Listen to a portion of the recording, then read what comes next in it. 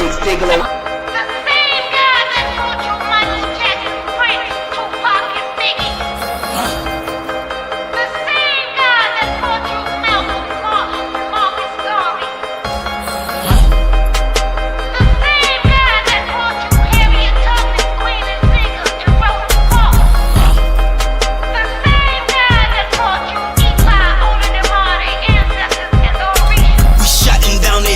And buying back the block, and let's open our own business so we'll have some place to shop. Start investing in ourselves, is what we do, cause they do not. So we shutting down their businesses and buying back the block. Yeah, we shutting down their businesses and buying back the block. Every hustler that could hustle, start investing in your spot. Don't you see these vacant houses and you see these vacant lots? So we shutting down their businesses and buying back the block. Yeah, we buying back the block. My brothers buying back the block. Sisters buying back the block. My sisters buying back the block. Don't you see these vacant houses and you see these vacant lots? So we shutting down their businesses and buying back the block. Yeah, we buying back the block. My OGs buying back the block. Youngins buying back the block. My youngins buying back the block. Start investing in yourselves is what we do, cause they do not. So we shutting down their businesses and buying back the block. If we gon' get this cash and chop, this bullshit's got to stop. All this his beef, her beef, this and that, man, let's just get some guap. Dodging SWAT and got the digi, really, let's invest in stock. I suggest we cash some checks, it's really just a building block. See my circles talking cheese and bread and dough like pizza box. So let's get some cheese and bread and dough for our own pizza shop. And we never needin' your fast food when auntie making plates, cause that's fish and fries, you get 2 sides of drink and slice of cake. From mechanic shop to barber shop to hair and nail salon. On the corner store or grocery store, let's get some season farm. Cause when summertime, when school let out, we started up a julep house. Then we passed it to the kids to show them what this bit is about. Used to grind the tubers out the Buick with the music clout. Now he with the wife and kids to show you what them Jews about. 10%, $100,000 is in stacks. So all you need is $10,000 to buy a house for 100 racks. Wait, all you need is $10,000 to buy a house for 100 racks. Yup, all you need is $10,000. Think of that with your income tax. Shutting down their businesses and buying back the block. And let's open our own business so we'll have some place to shop. Start investing in ourselves, is what we do, cause they do not. So we shutting down their businesses and buying back the block. Yeah, we shutting down their businesses and buying back the block. Every hustler that could hustle, start investing in your spot. Don't you see these vacant houses and you see these vacant lots? So we shutting down their businesses and buying back the block. Yeah, if you getting money, stop buying back the neighborhood. Buy up these houses, these empty lots. Stop buying buildings, opening businesses. Stop buying land, property. You know what I'm saying? If you want to multiply your choppy, I don't care how you getting your bread. Shout out to my peoples up at Be Healthy. You know what I mean? Why we ain't got no black grocery stores? DJ Nani Nan.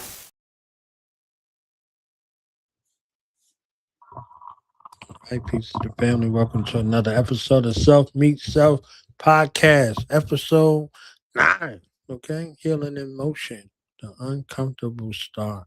It's your brother now is born online because of my honor and privilege at this time to introduce yourself, present to others.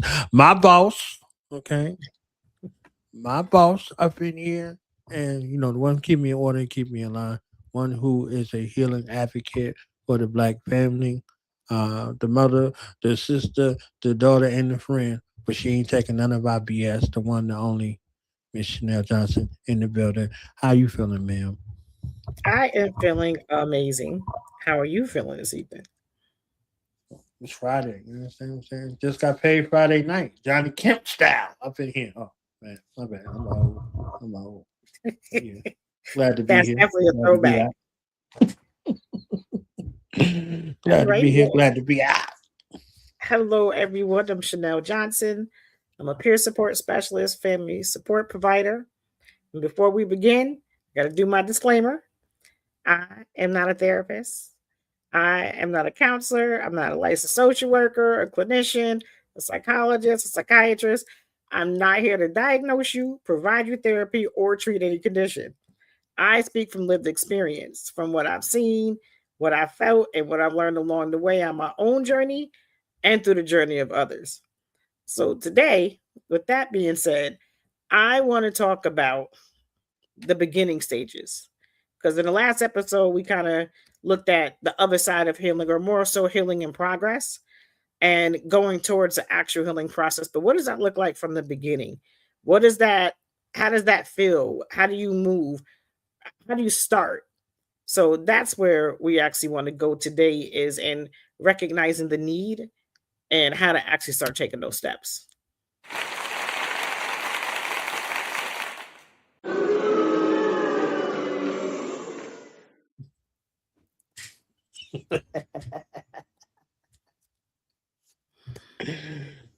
The best of times and worst of times, starting on the healing journey process. Okay. So, what was the first step for you? And I guess I'll share a first step for me before we get into the video aspect. I don't know if you can hear me. Can you hear me? Mhm. You said you were going to go first. Oh, I was saying ladies first. I ain't trying to get whooped by my mama. She listening. She like, what you said? What? Okay, for me, I got sick of me. I was just sick of it. I was just sick. Like something got to change. Something has to be different. Mm, And when you look in a mirror, you see your reflection, and your reflection is what you put in front of the mirror. So I had to realize that I can't change the reflection if I don't like what I see. I got to change what I bring to the mirror, because you can't mm, wipe the reflection. You got right. to actually change what you put in front of it if you want to see something different. So when that realization came, it became okay, what do I want to see? Because there's a lot of accountability that comes in that. So it all starts and ends with me, whatever the circumstance is, whatever I'm going through. So what am I willing to do to get to where I want to be? What is that? Where do I want to be first? I got to identify what that is. Then I got to go back and say, okay, what steps do I need to make to become a better person, to become a better mother, to become a better sister, friend, whatever it is, so Mhm. that I can look in the mirror and I'm satisfied with what I see, because I don't really care and never really cared about anybody else thought. But I got to be able to sleep at peace at night with who I am and what I represent and how I show up to the world. So my beginning stages was that view into the mirror was like, I don't like this. This don't feel comfortable no more. This ain't, and it starts with a change in communication. It's a change in interaction. And it's not the perfect version, because there is no perfect version, Mm. but it's the how can I show up in this moment at this time as my best self, as my actualized self. Like I need to do better, and I need to do whatever it takes to get there, and everything else has to go to the wayside until I work on myself. Bars, bars and bombs, ladies and gentlemen. Bars and bombs. All right.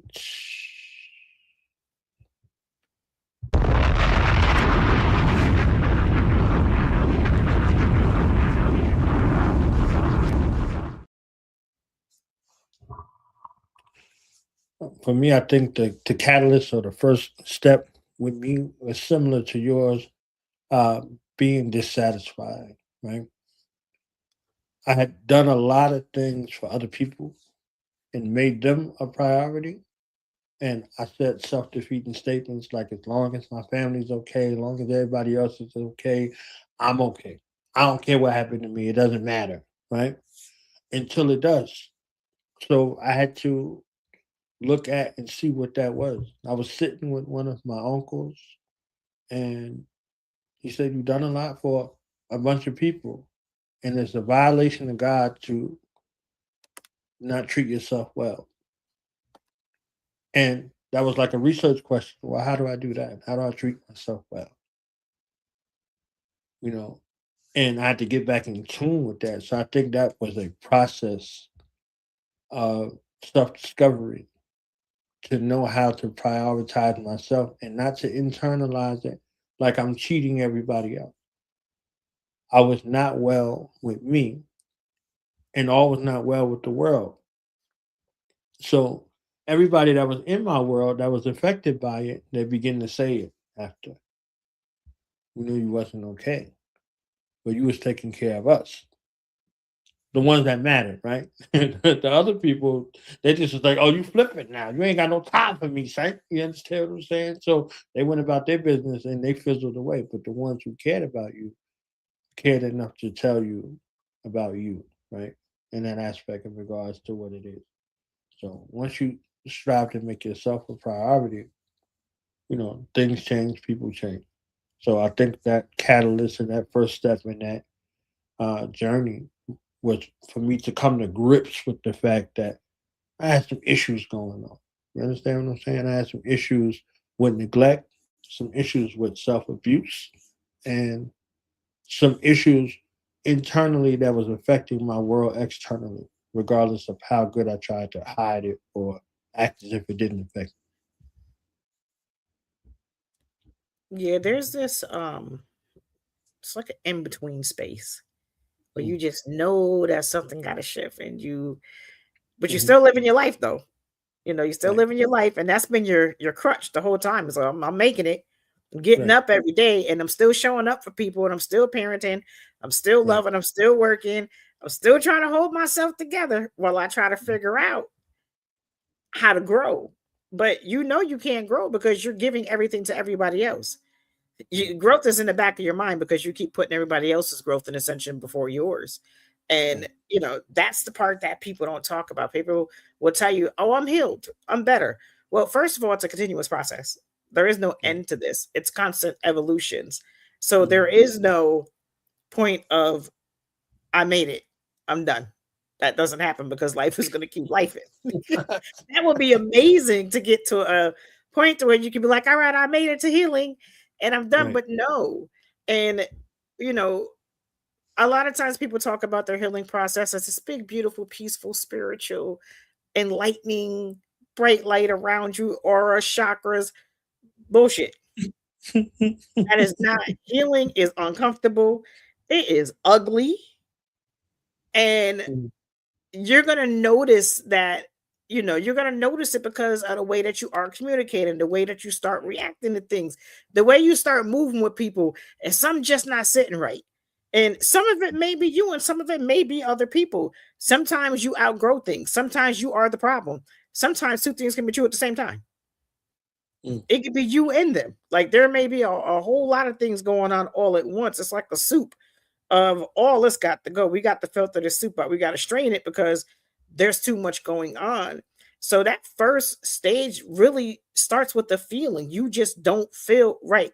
Something just is off. You can't figure it out. You might not even have the words for it. Like you just say, it's just this ain't working no more. Mm. And now you got to get to the part to where you got to start noticing, okay, you're tired, but where are you tired at? What are you tired of? Mm. And conversations are going to start to drain you, and Mhm. you're just not there, you're not present, and it's just not resonating, and you start noticing that you're having the same issues over and over again. That's a huge indicator because the universe is going to keep throwing that at you until you figure it out, and you're going to keep going. It's going to be the same script, different cast, over and over again. That's exactly what's going to end up being. So, and it could be irritability, silence, frustration, or just wanting to be alone all the time. All these things are indicators of shifts. And Mhm. it might be distance. It might be crying. You don't even know what you're crying for. I don't know why what is this? Why am I even feeling like welling up right now? And you might be more sensitive. Somebody might say something that normally you would laugh at, and now you all in your feels because somebody Mhm. said something to you. And it's not what they said to you, it's what you said to yourself about what they said. That really is the problem. But these are all the things that are welling up and are coming up, and you just feel again before your mouth can put a word to it. This don't Mhm. feel right. And it's a lot of confusion. Healing is confusing because you are sorting something out that you can't identify yet. And this is something I say that we need to recognize in children. Children have big feelings, but so do Right. grown. And we want the grace to be able to have that distance, to have that space, to have that moment to regroup and gather. But we don't give that to children. We got to give that to children. And we need Right. to teach children that it's okay to have those because as much as we tell them not to, and you're being you being a girl or you being a punk or whatever, Mhm. get it from you because you have big feelings too. And it's like you react. You going off, Right. you cursing everybody out, you throwing stuff at the wall, and you get mad when he throw his tablet. Right. Well, children learn what they live. So it's a lot of being unfamiliar with yourself, and that feeling is the first sign that something is shifting. It may be growth, it may be a shift, but something is moving and you ain't on your square no more. So now you got to kind of figure this up and realign it.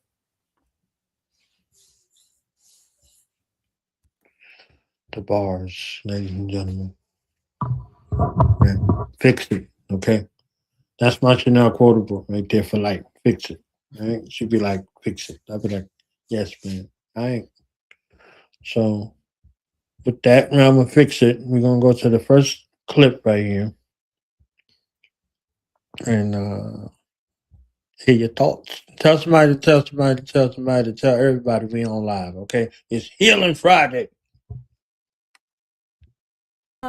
I know that there's a good chance that like 99.9% of you are on a healing journey, as well as I am, right? We're all trying to heal from something. But I personally believe and have discovered, especially over this last few years, that healing is a part of our life journey, right? And I don't believe that it's necessary to put off living until we're healed from something. That's just me. Mm-mm-mm. Thoughts, ideas, opinions, perspectives. Well, when you heal, it's more, if it's true healing, it's more of a death. Like certain aspects of who you are, your characteristics, your behaviors, your identity die. Like they literally Yeah. have to die off in order to bring that change. And it may look different for other people, but change, when you really start to feel it, what it feels like is changing that communication, changing the way you interact. And when that happens, a lot comes up. We in our community have to suppress a lot because we go through a lot, and we have constant triggers that we have put ourselves in survival mode to be able to fight through our own activators and triggers. So Mhm. we don't get to sit in that and filter through it and move around it in any type of comfortable fashion unless we're getting therapy or we're getting some type of assistance with that. We are born, raised, and bred into keep going, keep pushing. Like all those sayings are for us because we're just used to doing that. And we don't say no because we feel guilty for saying no. We're told that we're Mm. selfish. We don't want to be selfish. That selfish thing in our community is a big deal. Either we are super selfish or we're ashamed or afraid to be selfish because we don't want anybody to think that we're selfish. We put a lot of labels on each other and on ourselves in our community, and those labels bring stigmas, and they're not all healthy.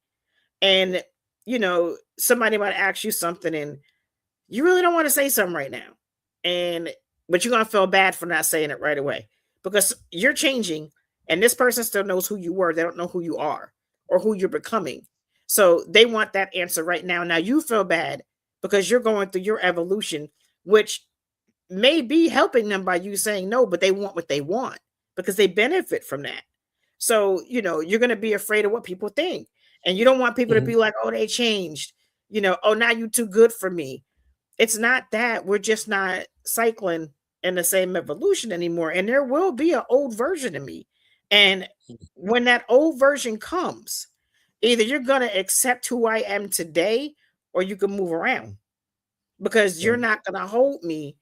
You're not going to try to keep my identity stuck where it makes you comfortable because you can manipulate that part.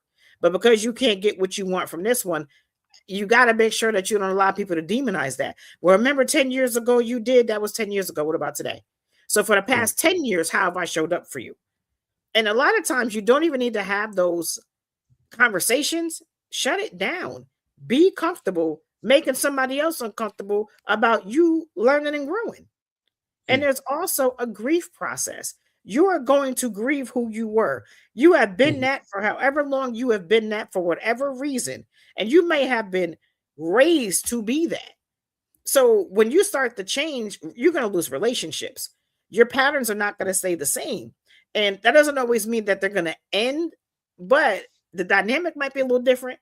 You might not be as close. There might be some space because I might not be able to bring you everywhere I go. Like the things that we used to do, we can't do those together no more for many reasons. The reason doesn't matter. It's just not working anymore. And that can hurt you. You're going to feel that absence because you have that connection, but those connections are now being severed, or they're being pushed apart, or they're just not fitting anymore, or they're a little bit more loose. And you yourself are going to grieve that because with that, you're losing a part of your identity. That old self been ride or die with you. That old self has got you through a lot of things. But in that healing person and that healing version that you're becoming, you not got to learn new tools to navigate. And it's real easy with that old way, even if it's unhealthy. It's just easier. So we got to make sure that if you're the person that's been keeping up the peace, keeping everybody comfortable, and you staying quiet just to avoid tension, that may not be a situation that you want to continue to be in. I don't care who it is. It doesn't even have to be an intimate partner. But if you have to dim your light for someone else to show up for you, last time I checked, the sun ain't never asked you for permission to be bright. So there is no reason for you to be walking around on eggshells worried about somebody else's feelings over yours. And I'm not saying be harsh and hurt somebody's feelings. What I'm saying is make them accept who you are or leave them alone and go find your tribe, because there are going to be people that are going to love you for who you are. And this is why when we do something great, our own people don't show up for us. Our own people don't support us because they're too stuck with the old identity of who I may have been or something I may have done. But the new people that show up and the new people that support are meeting me today, and they are honoring and respecting and showing up for who I am today. And that's why people that know you and have known you all your life just won't support you because it's you. They just won't listen to you because it's you. And they will find something to hold on to out of all the amazing things that you've done. The first time you say no, it's like you never said yes. So that thought process right there, if someone is handling you like that, how somebody treats you lets you know how they truly value you. If they're not cheering for you, no matter what they're going through, if they're not happy to see your wins, that's not somebody you're not gonna be able to grow from that. And you're gonna keep encountering people like that until you're able to stand up and show up for yourself and say, enough, I'm not doing this no more.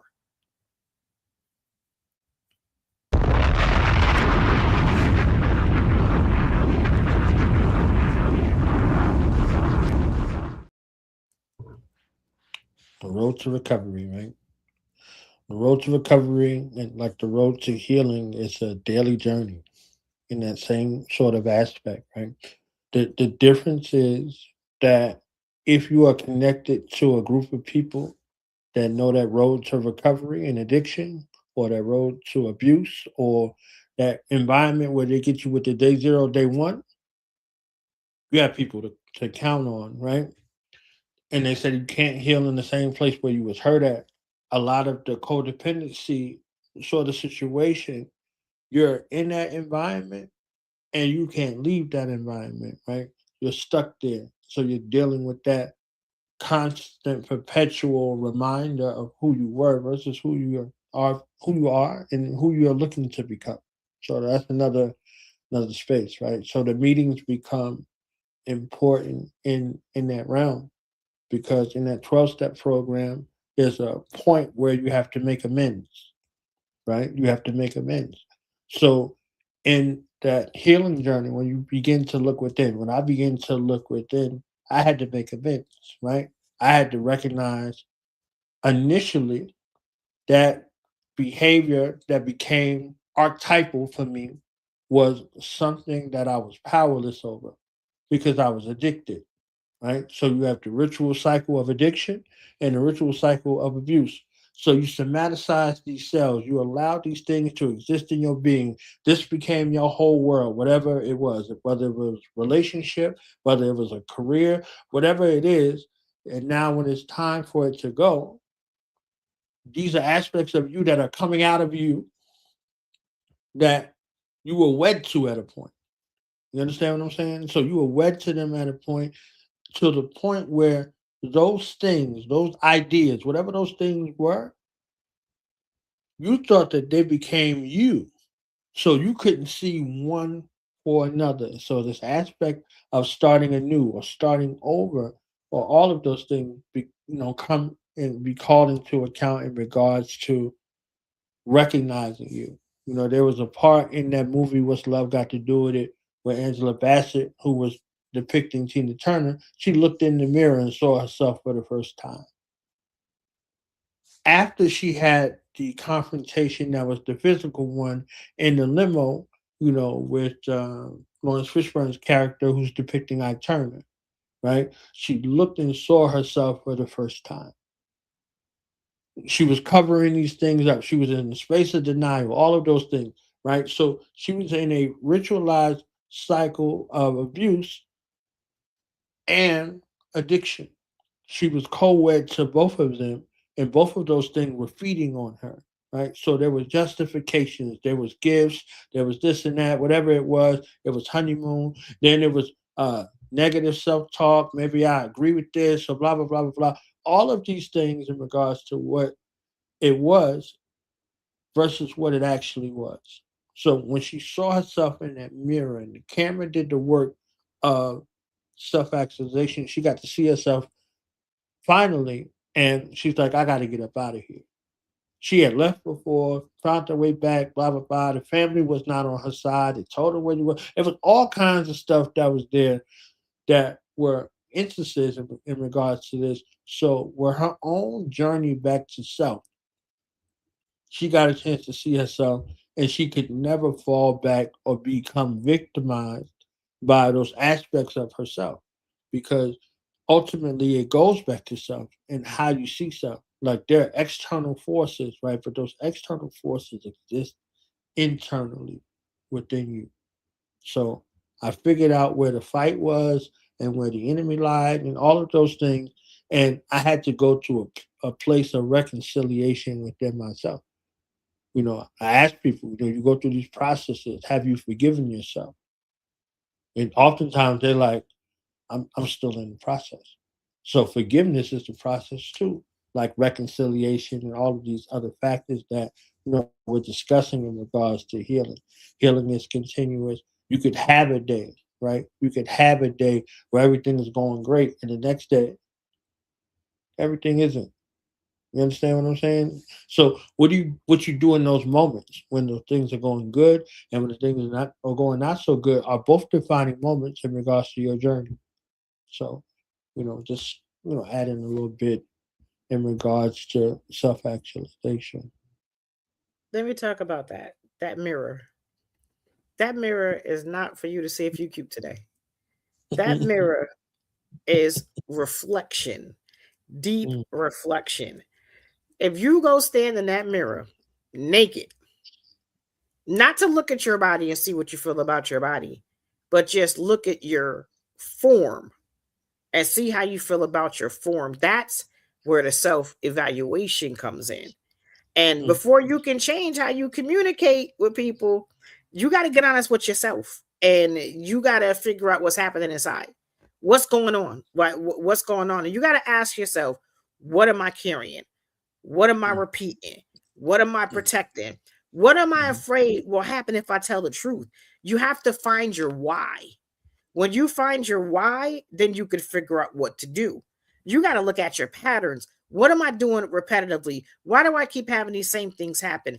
Not just other people's behavior. When you stand in that mirror, you can look at experiences, but not from somebody else's involvement, but just from you.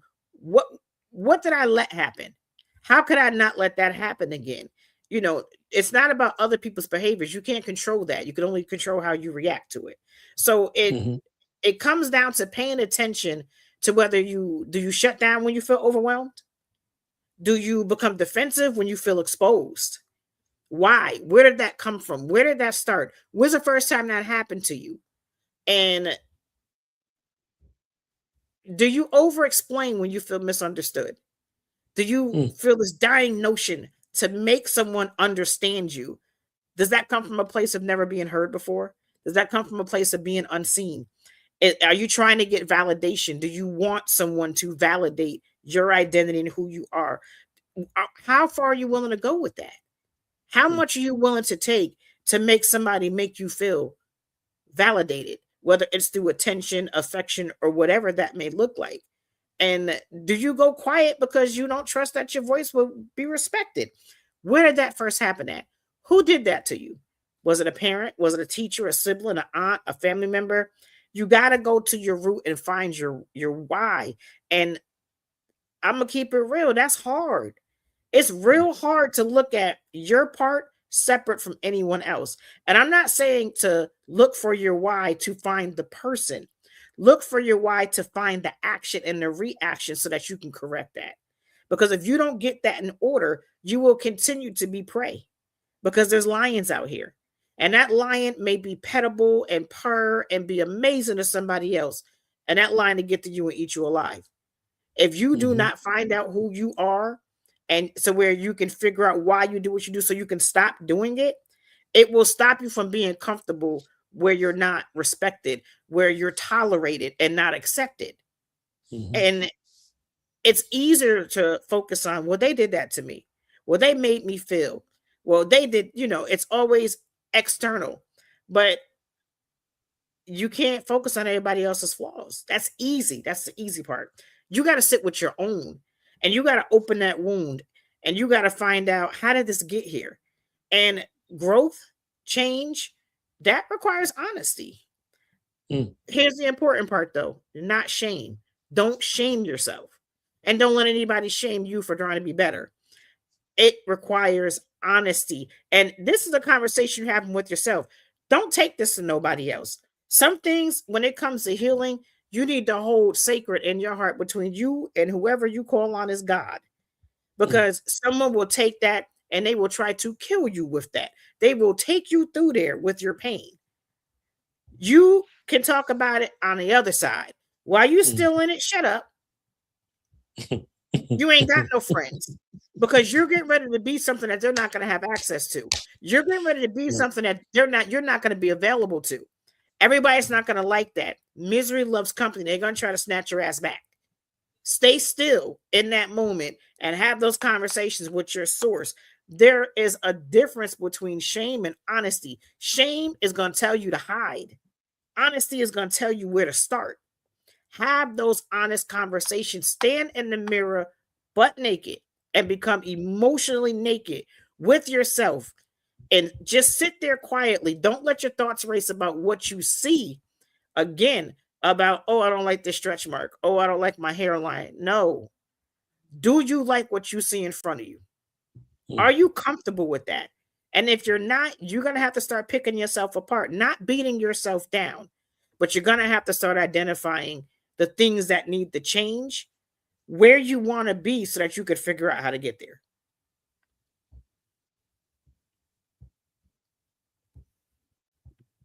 Yes, ma'am. So I'm about to play another video. Got a couple videos today, y'all. Don't blame it on Miss Chanel. Blame it on me, okay? All right? So we're gonna learn today.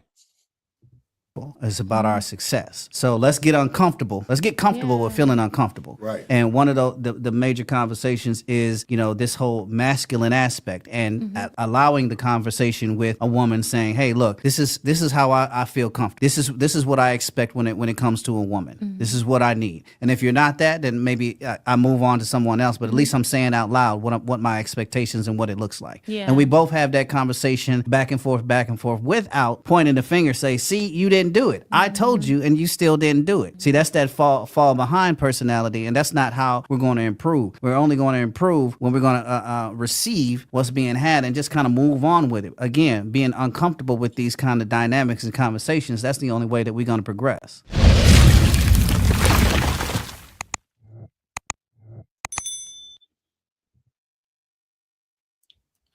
Ma'am.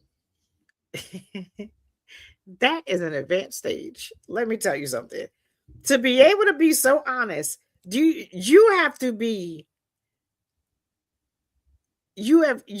had that conversation with yourself to be able to show up and have that level of honesty with someone else.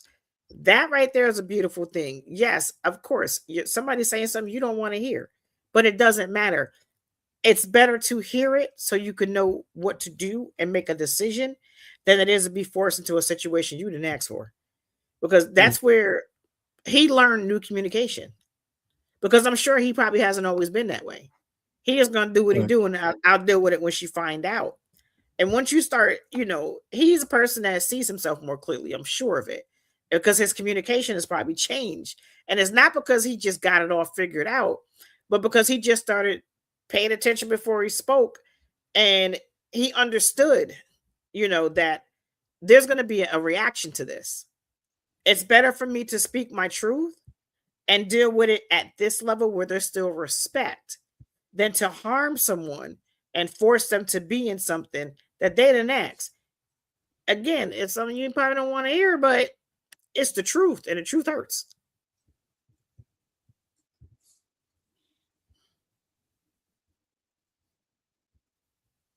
Yeah, I think he was being aware, right? I think he was being aware, self-aware, and setting his own boundaries, right? So sometimes we have to speak out loud, and the tone is not performative. Oftentimes, you know, we know where we at, we know what we're dealing with, but the camera angles always oftentimes tells the truth. It's like, are you showing out for the camera, or you forgot the camera was there and they caught you in a moment, in a real life, honest moment, and his ability to be able to be self-aware in that moment and an open declaration before God, right? Because we're communicating with the God within it and with the God without about what we're accepting and what we're not accepting, what we require versus what we don't require. So if you saw that and you was turned off, you might be on the wrong side of it within yourself, right? And if you saw it and you turned on, you might be on the right side with it within yourself. But these are all manners of perspective within you. So these aspects of the internal dialogue that's happening when somebody happens to say it out loud, we might say, "Oh, he reading me for filth." You understand what I'm saying, or whatever the case may be, right? One of the things I had to deal with is like, do I like me? Do I like me? Right? And going through those presets and things like that, like, do what I want to deal with my own BS, you externally. What I want to deal with that externally, internally, and my answer was hell no. So in the process of getting out of the hell to staying right, there was an aspect of love that I had to work through and say, okay, where did these internal situations come from that are causing this external hell that I'm existed in within my state of mind and state of being? So some hell had to go. A whole lot of hell had to go. You understand what I'm saying? But that fire came as purification, and it was a journey that was a learning journey and a lonely journey. I almost misspoke, right? But you know, a guiding aspect was, if you look at it from an ancestral sort of space,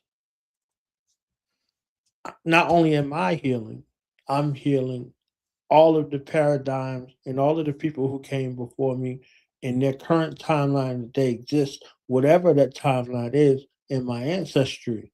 At the same time, I had a meeting with both sides of my family ancestrally and was like, yo, if y'all want me to be the one, y'all gonna have to cut this BS out. I use some other colorful language, but I ain't gonna be cutting up over here. You understand what I'm saying? Because I was still feeling the effects, right? And if you're that one in the family that everybody hedging their bet on, you have to be in the most optimal position to be able to be the avenger and the best ambassador for your bloodline. So my children are watching, other children are watching, everybody in the community is watching also. So they're not precious for me. but they're precious enough for me to begin to look at what am I teaching non-verbally? What am I communicating with them spiritually? What am I communicating with them emotionally? And all of these other aspects in that regard, and is it something I would want them to pick up on and learn from, whether it's positive or negative? So, my own conduct, internal dialogue, external dialogue, and my own dealings begin to be reforming. So there was a lot of presets that was there that were my father's, my grandfather's, my great grandfather's, because that why I don't deviate too much. So is me holding on to these things or these sort of emotions or spaces, is this internal dialogue or whatever my presets are more important than what I want to see in the future? Are these justifications greater than the reality of what I want my sons, my grandchildren, my great grandchildren conducting themselves with other families in the manner that I'm conducting myself, based off of what I thought manhood was, what I thought, being a husband was, or any of these other things right here. So I had to make a decision in regards to what that was and begin the process of eliminating those things and seeking, help, right? Because after that first step of recognizing that you're powerless, you come into an environment where you could begin the process of working and you're not calling the shots in that environment initially, but you're building up the space to where you can begin to recognize these sort of behaviors in the process and realize the hell that you caused in that process, right? So by the time you get to the place of making amends, that's a place where people start to fall off and taper off. And that might be a place where folks begin to, I want to say backslide, but uh, you relapse. That part right there, whatever it was initially, or when you go to strive to make the amends in the place with the people, I'm sitting in front of my children, their father, right? Their father, and I'm telling them, I'm begging and pleading for their forgiveness in this space of atonement because this is all I knew growing up, and I don't want this for you. I'm looking at my children with tears in my eyes, begging for their forgiveness. I learned something different. I want to do something different. I need your help in this process to be a reminder because I could flip into what I once was. I don't want to be that for you, and I don't want you to ever carry that. So, whatever that is, let's have it out now. And my children looking at me like, Daddy? No, you drunk? You understand what I'm saying? It's like, so with the sincerity and the part of making the means, correcting the fallacies of what it was prior to now, and deciding that the future is something far greater than what the past misdeeds were, and that I needed their help on the journey to go along with that. So correcting that uh, debt in regards to what it is, taking it on and then being able to peel it off so they don't have to labor in that field of BS or I got whooped and I'm fine and all this old extra BS that we use to justify, the mental, emotional, psychological, and psycho-spiritual abuse that we push through and say, okay, this is our family. This is the Black family. This is just how such and such is. You understand what I'm saying? So something that we wanted more for our future, right? So, just those aspects alone, change things in diameter. So my children are more open to come to me with issues. You understand what I'm saying? They're not demonized. They're safe. There's a level of trust and bond. And I often talk about creating memories with them. So they have righteous memories within them that they can remember, in their life. You understand what I'm saying? And then have them decide what they want for their future. And that's those are all important points of your growth in communication. And when you're learning new communication, I want you to understand that not every feeling has to become a fight. Mm. And not every hurt has to be expressed in a harmful way. And that doesn't mean that you don't keep it real. You keep it real. It just means that you can be real without tearing things down. Like you don't have to be harsh. You can because you're going to be on defense because you're going to be a little bit raw. But remember, your intention is to change and grow and to learn better communication. Your Right. children looked at you strange because that was not your normal communication. But you have Right. to be able to say that hurt me instead of going on defense and attacking. You got to be able to learn how to say, I need a moment instead of just blowing up. Like Mhm. it's harder and it's harder, but it's easier to come back from. Because if you say, I need a moment and you take that moment, the effects of you taking that moment is different than you exploding and all the things you're going to say and do. Because although someone may be like, oh, I know you were just upset, they still felt that. There's still a Mhm. wound there. So you got to be mindful that your reactions will cause wounds. And it means that you got to talk from truth and not from your pain to protect yourself. That's been your Right. mechanism. Pain, protection. I got to go on. I got to fight. I got to move around. They can't see how I feel. I can't be vulnerable. If I be Mm. vulnerable, they're going to use it against me. And again, you setting your communication is a form of vulnerability, but you have a lot of control with that. Right. You can, speaking up for yourself is your power of control. Setting your boundaries is that. I need a moment. Because at the end of the day, whatever you do in that moment, if you explode, you're going to pay the consequence for that. And whoever you did it to or around, all they're going to be able to say is, oh, my bad. I'm sorry. Right. But you got the full consequence. And you're going to be mad at that person for making you do that, but you had the option to do something different. It's a lot of men incarcerated right now because they exploded instead of taking a moment. And that's Right. a very unfortunate situation because we have brilliant minds that are now locked up off of one singular event that has changed the trajectory of their entire life. And, you know, we got to give ourselves grace. But we also Mm. got to give other people grace as well because new communication, it's going to take some practice. It is not going to be automatic. All right, you know what? I want to change. I'm going to talk better now. No, no. You're going to still get cursed out here and there. You're going to still get checked because you're still trying to figure it out. Because remember, if you're interacting with someone else, your language has changed. So now it's going to conflict with what they're used to.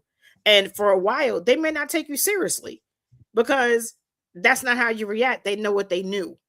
You're Right. going to have to continue to keep your pattern, your change pattern, so that they can learn a new way to interact with you. You spent years that way. They've spent years with you being that way. So now you both have to learn another way. And it may end up not together or apart because Right. they might not be able to accept that. And every time you speak, you got to make sure you speak with more care because again, the consequences on you. Right. You cannot control how someone reacts. You can only control how you react to it. So choose honesty in your reactions because you're building something healthier, but also be mindful of your interactions and how it affects other people to a certain extent. When you set your boundaries, but don't be intentionally harmful or cut someone if you don't have to. If you can relay that message without being nasty, without just being like you just know, we know when we with somebody, no matter even Mhm. if it's family, whoever it is, what's gonna really take them there. You don't have to do that. Find a better way because you're still in your growing process and you're gonna make it a lot harder for other people to deal with that if you can't control yourself.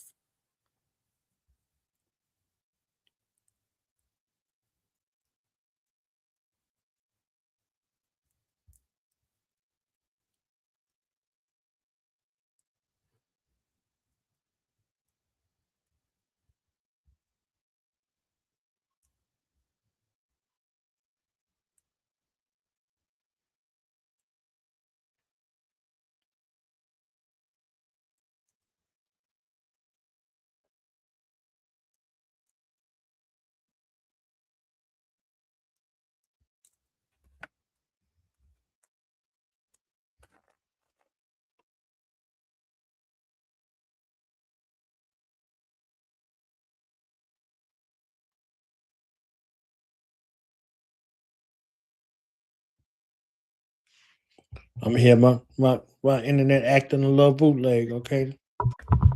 Being bougie. So your internet healing. It's trying to find a new way to communicate. Right. New way to communicate with me. Like, I need to upgrade your subscription or something. All right, so give me a second. Let me put this on the screen. I'll reappear. This is a ghost of my former self. So let me put this video.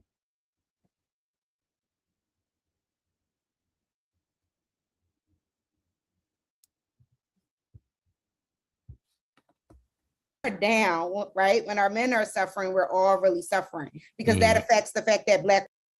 Right. That's right. That's the other one. That's the longer one. Let me put the shorter one up real quick.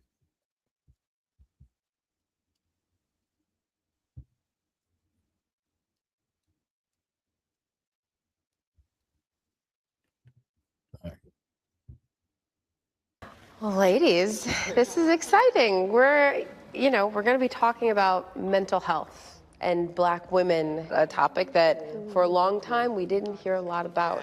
Hi, gorgeous. But are slowly starting to hear more women like ourselves talk about mental health. And I know you have all heard the phrase, the strong Black woman.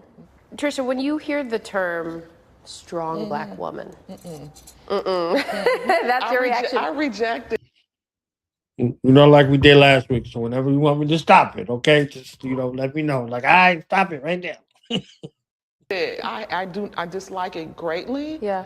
I reject it. I know that it has its roots in slavery, in plantation labor, chattel slavery. It is this stereotype that was placed upon Black women to box us in, to manipulate us, to make us not see ourselves as full divine beings, to push us. A strong Black woman, to me, allows so much time for abuse and manipulation, for not resting, for burning yourself out. Like, we really have to look at what's systematically happening that's making us be so, traumatized by our pace of life. And so the strong Black woman has never been anything I've ever related with. Superwoman, I want rest, I want ease, I need help, help me now. I want help. And so I really like to dismantle and pull back the veil around that term. Like, we shouldn't be claiming it. It makes me think of a Malcolm X quote. 60 years ago, Malcolm X said, the most disrespected woman in America is the Black woman. The most I'm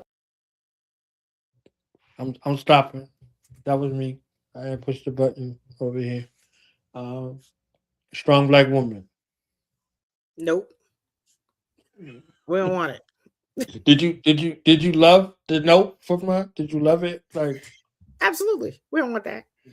The problem with the strong Black woman is when someone thinks that you're strong and you're Black, automatically that means I can give you more.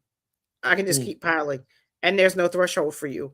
Give her more, give him more, more, and it's just never enough. When you're strong, you're not allowed to have breaks. You're not allowed to be tired. You're not allowed to be overwhelmed. It's you just got it. You're that one. No, you got to fix this. No, you got to do this. Everybody's depending on you. And we don't want the strong Black woman because we don't want to do everything. We don't want to be responsible for everybody's everything. I totally feel her, and my personal circle feels the same way. We're Black women. You don't got to make us strong. You can keep that old moniker to yourself. As far as Malcolm X's statement about the Black woman being the most disrespected, I would ask the question by who? And I would also say that I feel like Black men and Black women are disrespected equally, depending on who you're saying is doing the disrespecting.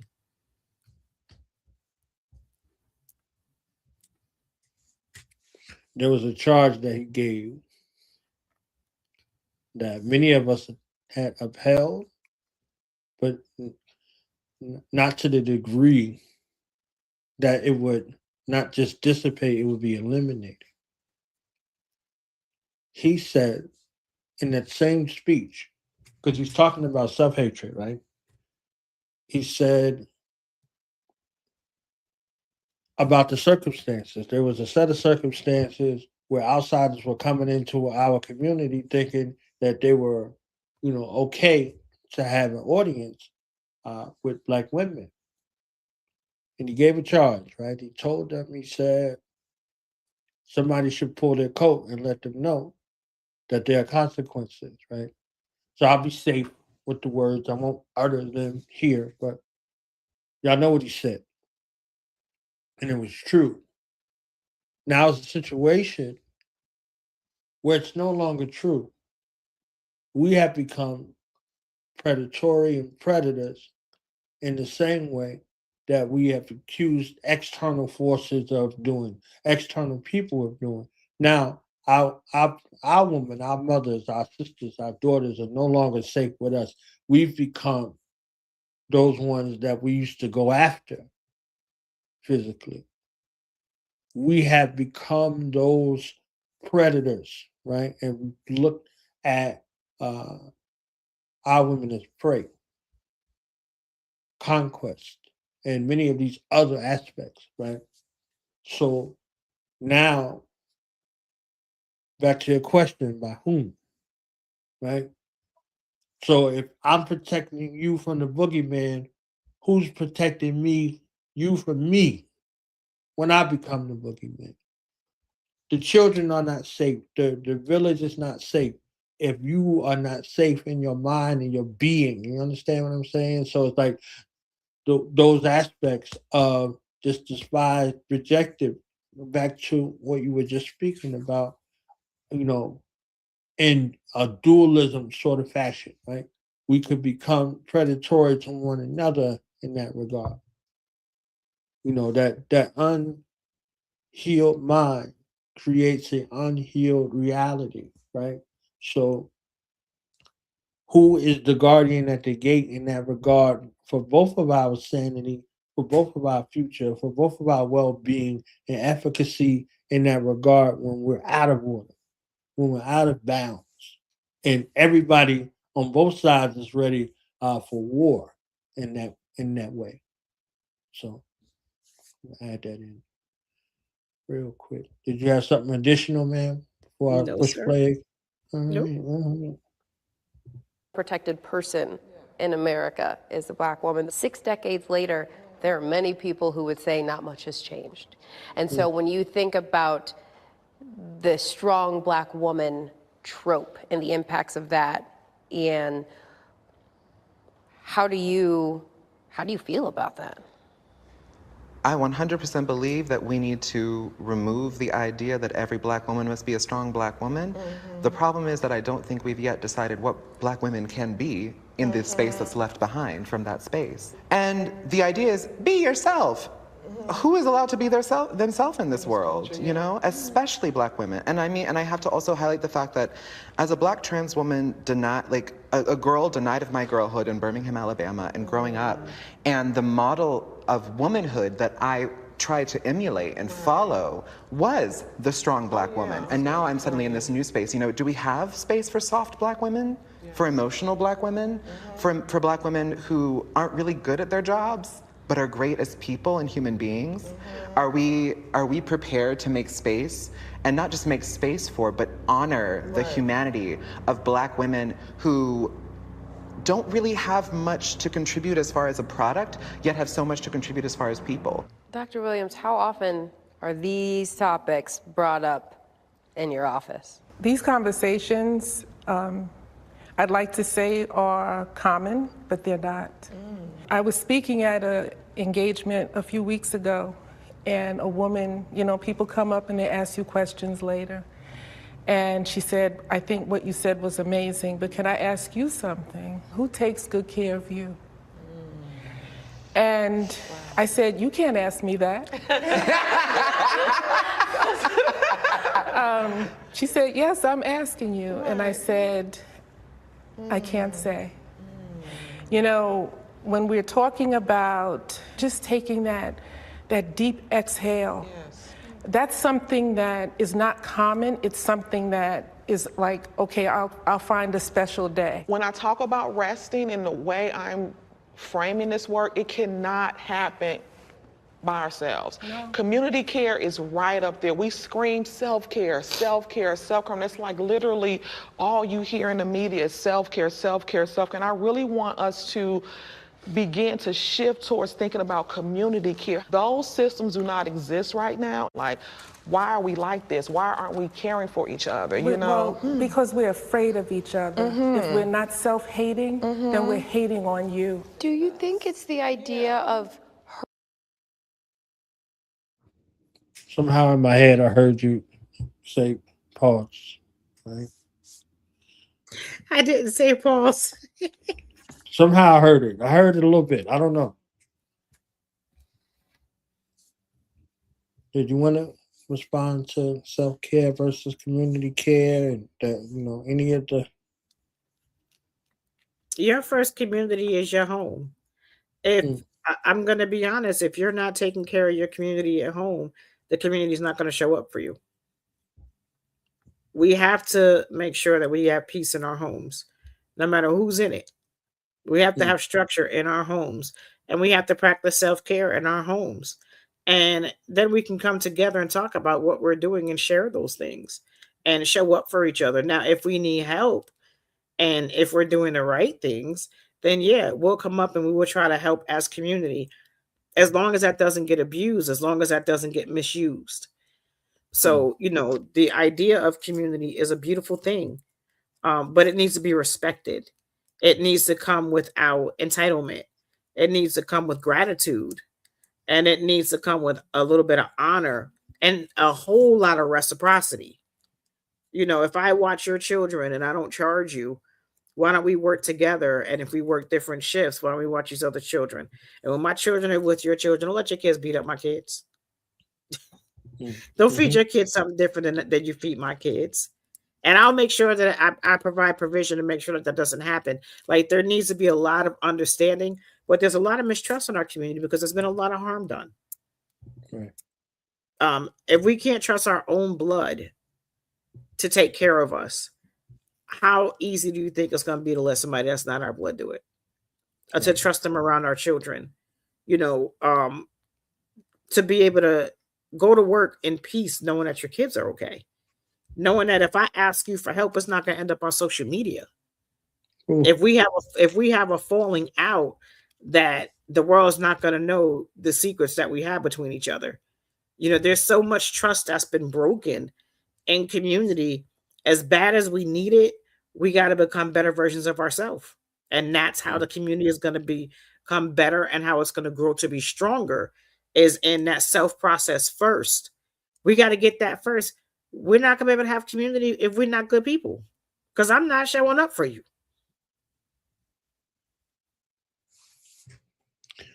Bars. Ain't nobody showing up for your raggedy tail, okay? Ain't nobody coming to see you, Otis, right? If you need a babysitter because you're working and you're trying to figure it out, community is going to pull up. If you feel like you deserve to go out every Saturday and you want somebody to watch your kids, and then you don't even come pick them up on Sunday before I got to do what I got to do, and I got to track you down and chase you down, you don't send them with clothes, you don't send them with food, nobody's going to show up for you for that. Right. The expectations of community is with a lot respect first. It's going to be a lot of respect up front.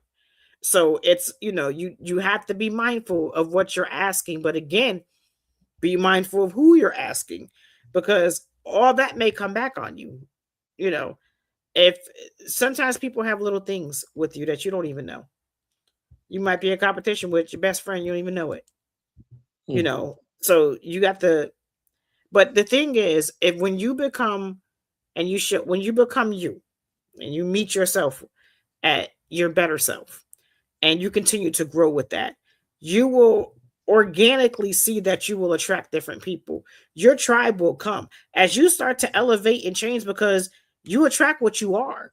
You will start to have those people that are in alignment with you, that want to do the things you do, that celebrate you, that when you do have a win, they don't look at it as you bragging. They look at it as you just informing them. Like it's Right. it's a different feeling that you're gonna have. So in that evolution process, your environment will adapt to what you become.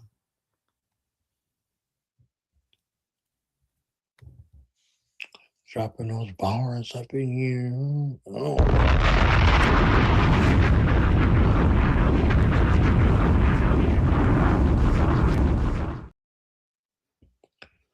So what we're gonna do is take a 1-song break real quick because y'all told me I was tired. People was texting me like, "Can we take a break?" So we're gonna take a 1-song break.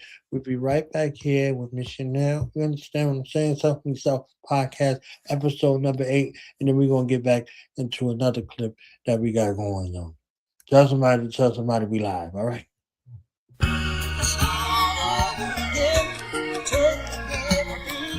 Yeah, it's a lot of things I'm over these days, man. I'm over everything sounding the same on the radio and all these unjust killings, man. It's just crazy. You gotta stop.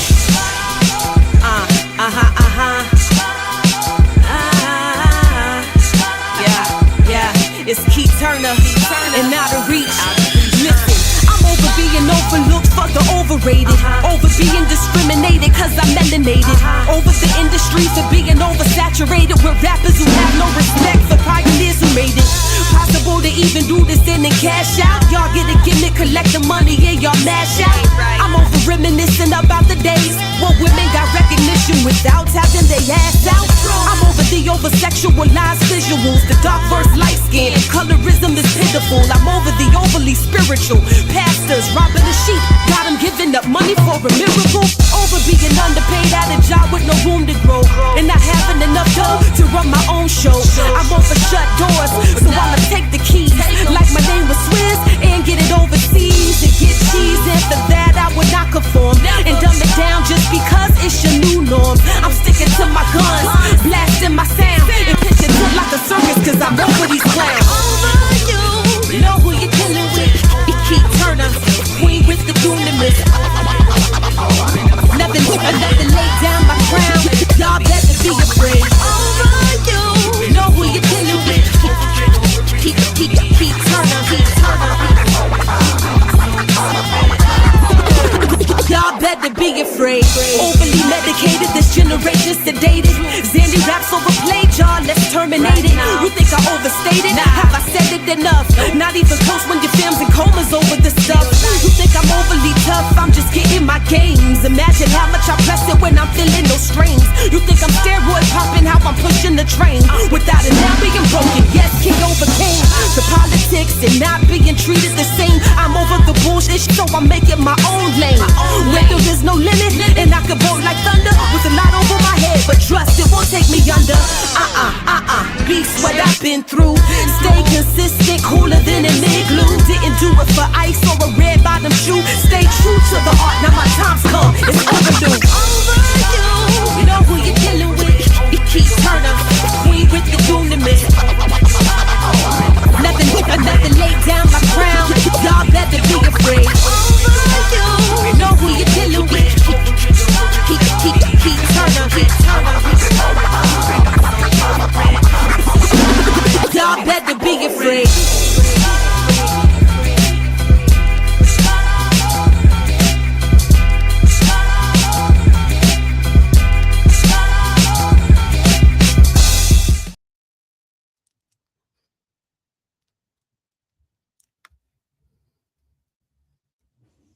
Drop a couple bars for Keith Turner, my Gemini sister, born on the same day as me. I'm older than her by a couple of minutes, so respect your elders. Okay.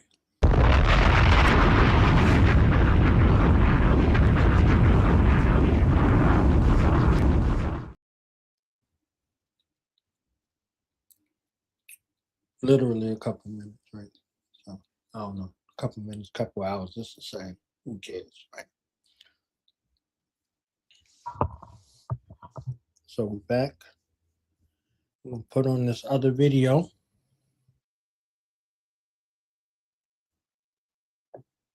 And is of all the races, Black women are the most likely to never be married, right? And when you start looking at all of those factors, it's like, what's happening with our men? Welcome back to the podcast. I started this podcast as a way to help Black men in all aspects of our lives. Studies show on average we lose 2.8 years of our life when we're under heavy stress. And I think we can gain those 2.8 years back if we express ourselves healthily. Stick with me as I interview therapists, doctors, advocates, activists, and friends about how we can be better as Black men and as a Black community. If you're not subscribed to us on YouTube and following us on Instagram and TikTok, you'll definitely want to do that. Without further ado, let's get into the episode. All right, y'all. I'm here with Zakia and Tasneem. They are the CEO and COO. Well, Zakia is the COO and Tasneem is the CEO of Black Men Heal. If y'all don't know about Black Men Heal, y'all definitely aren't doing your research on the Black mental health space. And I've talked about Black Men Heal a lot. I know you're laughing, Taz, because honestly, when I first started the page, I told y'all this I think we talked last week or the week before that. I was like, yo, I cannot wait to like collaborate with them and do something with them, because what y'all are doing is definitely unprecedented, and y'all are making history in our community. Like y'all are literally making a way for Black men to get free therapy. And not only have y'all haven't, it's one thing to do it like once with like one cohort, but y'all are doing it consistently and y'all are making it happen, right? And from what we've discussed and what we will discuss is y'all didn't start with a lot of resources. Y'all are not, y'all weren't heavily funded. Y'all didn't have like a super investor that pumped the money into y'all when y'all first started. It was really just all grit and grind and just, hustling. So please, let's just get started with how and why did you guys start Black Men Heal? Because that's so important for us to break down. Sure. So it started in 2018. In addition to being the CEO of Black Men Heal, I'm also a licensed therapist. So just already being in the mental health field, already having like that front row seat of helping people heal their traumas is something I was already very committed to, very passionate about. And in my private practice, I was doing really well in private practice as far as like, financially, but I just felt like, I was not getting enough Black men that were coming in, or when Black men were calling me, I didn't take their insurance because I had, I don't take really many insurances at all. And it's expensive. It's over $100 a session to see a licensed therapist, a really good licensed therapist anyway. And so we're getting $100 to talk. Oh, come on, they better look. Okay, $100 a session. That's actually that's very economical at $100. So what? I don't know where she is. I'm in the wrong field. Extremely economical. She in Philadelphia. How they say it? Philadelphia. Look, if they want to pay me $100 a session, okay, we're gonna learn it. No, let me be quiet. My bad. You see that? $100. Oh my, $100. Okay. Those things started to really kind of weigh on me. The fact that like I wasn't really able to service some of my own community, people who I know were calling me just because I look like them, because a lot of people are seeking out therapists that look like them. And so in my process of really becoming more passionate about men coming to therapy, and by being the therapist, like being men's therapist has been transformative for my own life and helped me to really understand and empathize with men more.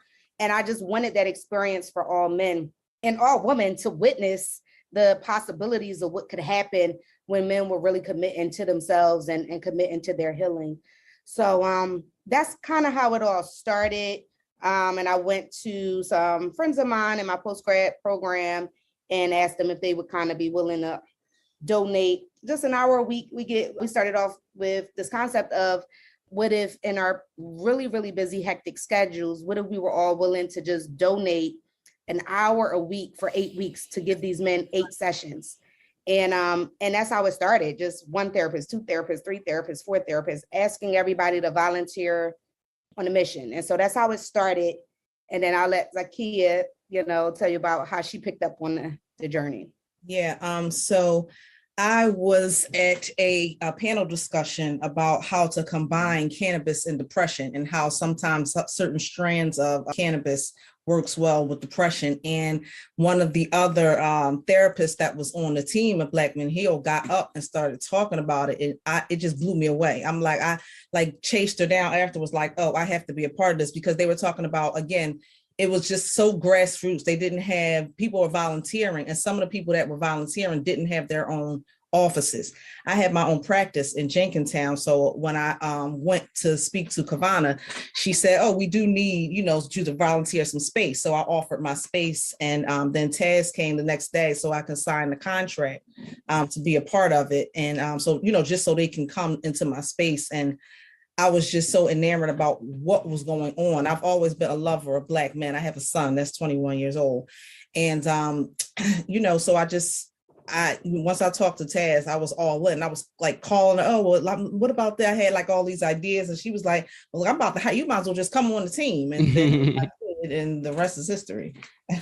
Man, I love how fluid that sounds like it went, because it really reminds me of my friend. Like when I first was starting the page, he was the person that pushed me to start it. Like I tell people that all the time. Like I would have never started Express Yourself Black Man if it wasn't for David. That's his name. David would see me talking about therapy on my personal page. I go on my personal page and just talk about therapy. And then he would DM me like, yo, bro, start a podcast. I'm like, David, leave me alone. Like I'm not starting a podcast. Are you surprised by this phenomenon right here? You got a young Black man. He's talking about therapy. He's promoting therapy, and to the point that he's like, all right, let me bring some experts on to kind of make this a new normal. I absolutely love that. And Black Men Heal is an amazing project. It's an amazing project. And I wish that more people would tap into it. It's free. It gets no better than free. And you're getting free help. And these people are actually giving their time. She said $100. Some are $150 to $250. So, for somebody that's willing to love you enough as a person from your community, identifying as that, seeing that the need is there and willing to step up and give their time, they are pretty much, paying you the $100 because you don't have to pay it to come get some help so that we can grow, so that we can learn, so that we can change and we can get to these places of healing. Sometimes we need help along the way. Again, you don't have to take medication. It doesn't have to be forever. And you may be fine now. You go through a couple of sessions of therapy, however long that may look like, and something may come up later where you might need it again, but it's always there for you. And you can find somebody that looks like you that will help you through that process. You can, and again, it's a relationship. If you do not like the person and you're just not feeling the energy, find a therapist. Be honest with whoever you're going to, whatever the organization is, and say, hey, listen, this is my personality. This is how I like to be interacted with. This is how I like to talk. I don't like fluff. I do like fluff. I need a little more coaxing. Be honest about what you need so that they can pair you with a therapist that's going to give you the best benefit. Because at the end of the day, it's for you. Somebody else is going to sit in their chair, whether you sit in it or not. But if you're going to sit there, make sure that you get the most value out of that session so that you can get the tools and the strategies and set the goals that you need to become a better person. Yeah, I hate them bars, okay? David, I'm not talking about this on a podcast. But eventually, like, he just kept on encouraging and supporting. It was really one of those people that at the start of it was like, yo, you could really do something. And so that's what really sparked me starting Express Yourself Black Man, and look what happened. So I think it's so dope that you guys connected on that level and it just became fluid, because oftentimes, like, we just don't see that enough in our community. Like, people are just either envious or insecure or jealous, right? And there's a lot of ego that gets mixed in with these things. So I'm so glad that you guys figured it out and started working together, because now, like, where are you guys at? Because I know, Taz, you talked about how it started. So, like, can you please break it down, like, where you guys are at now, right? And where you want to go as well. Yeah. I mean, it started when I say a very humble, meek, have nothing, very minuscule beginning. But what we always had from the beginning, even when we didn't have no resources, we had a grand idea and a vision. The vision was big.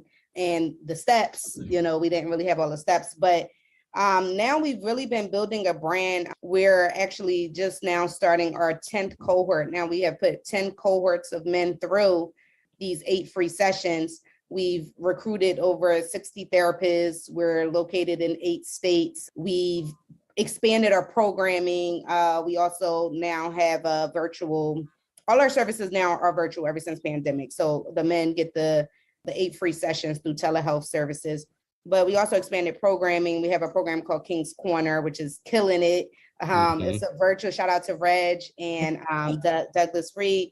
It's a virtual free space for men. It's like a group. We had such a massive amount of men who applied for the free therapy and such a, a disproportionately lower number of slots we could fill. We were like, we need something else resource-wise because the pandemic really shot up people looking for therapy. So we really got slammed. So we started King's Corner just a couple weeks after the pandemic, April 2020. And now every week on Sunday nights at 7 p.m., there is a virtual, the men can sign into the Zoom. We have men, it's over 1,000 men signed up for King's Corner all over the country and beyond. We have men even from the UK and Canada on the calls.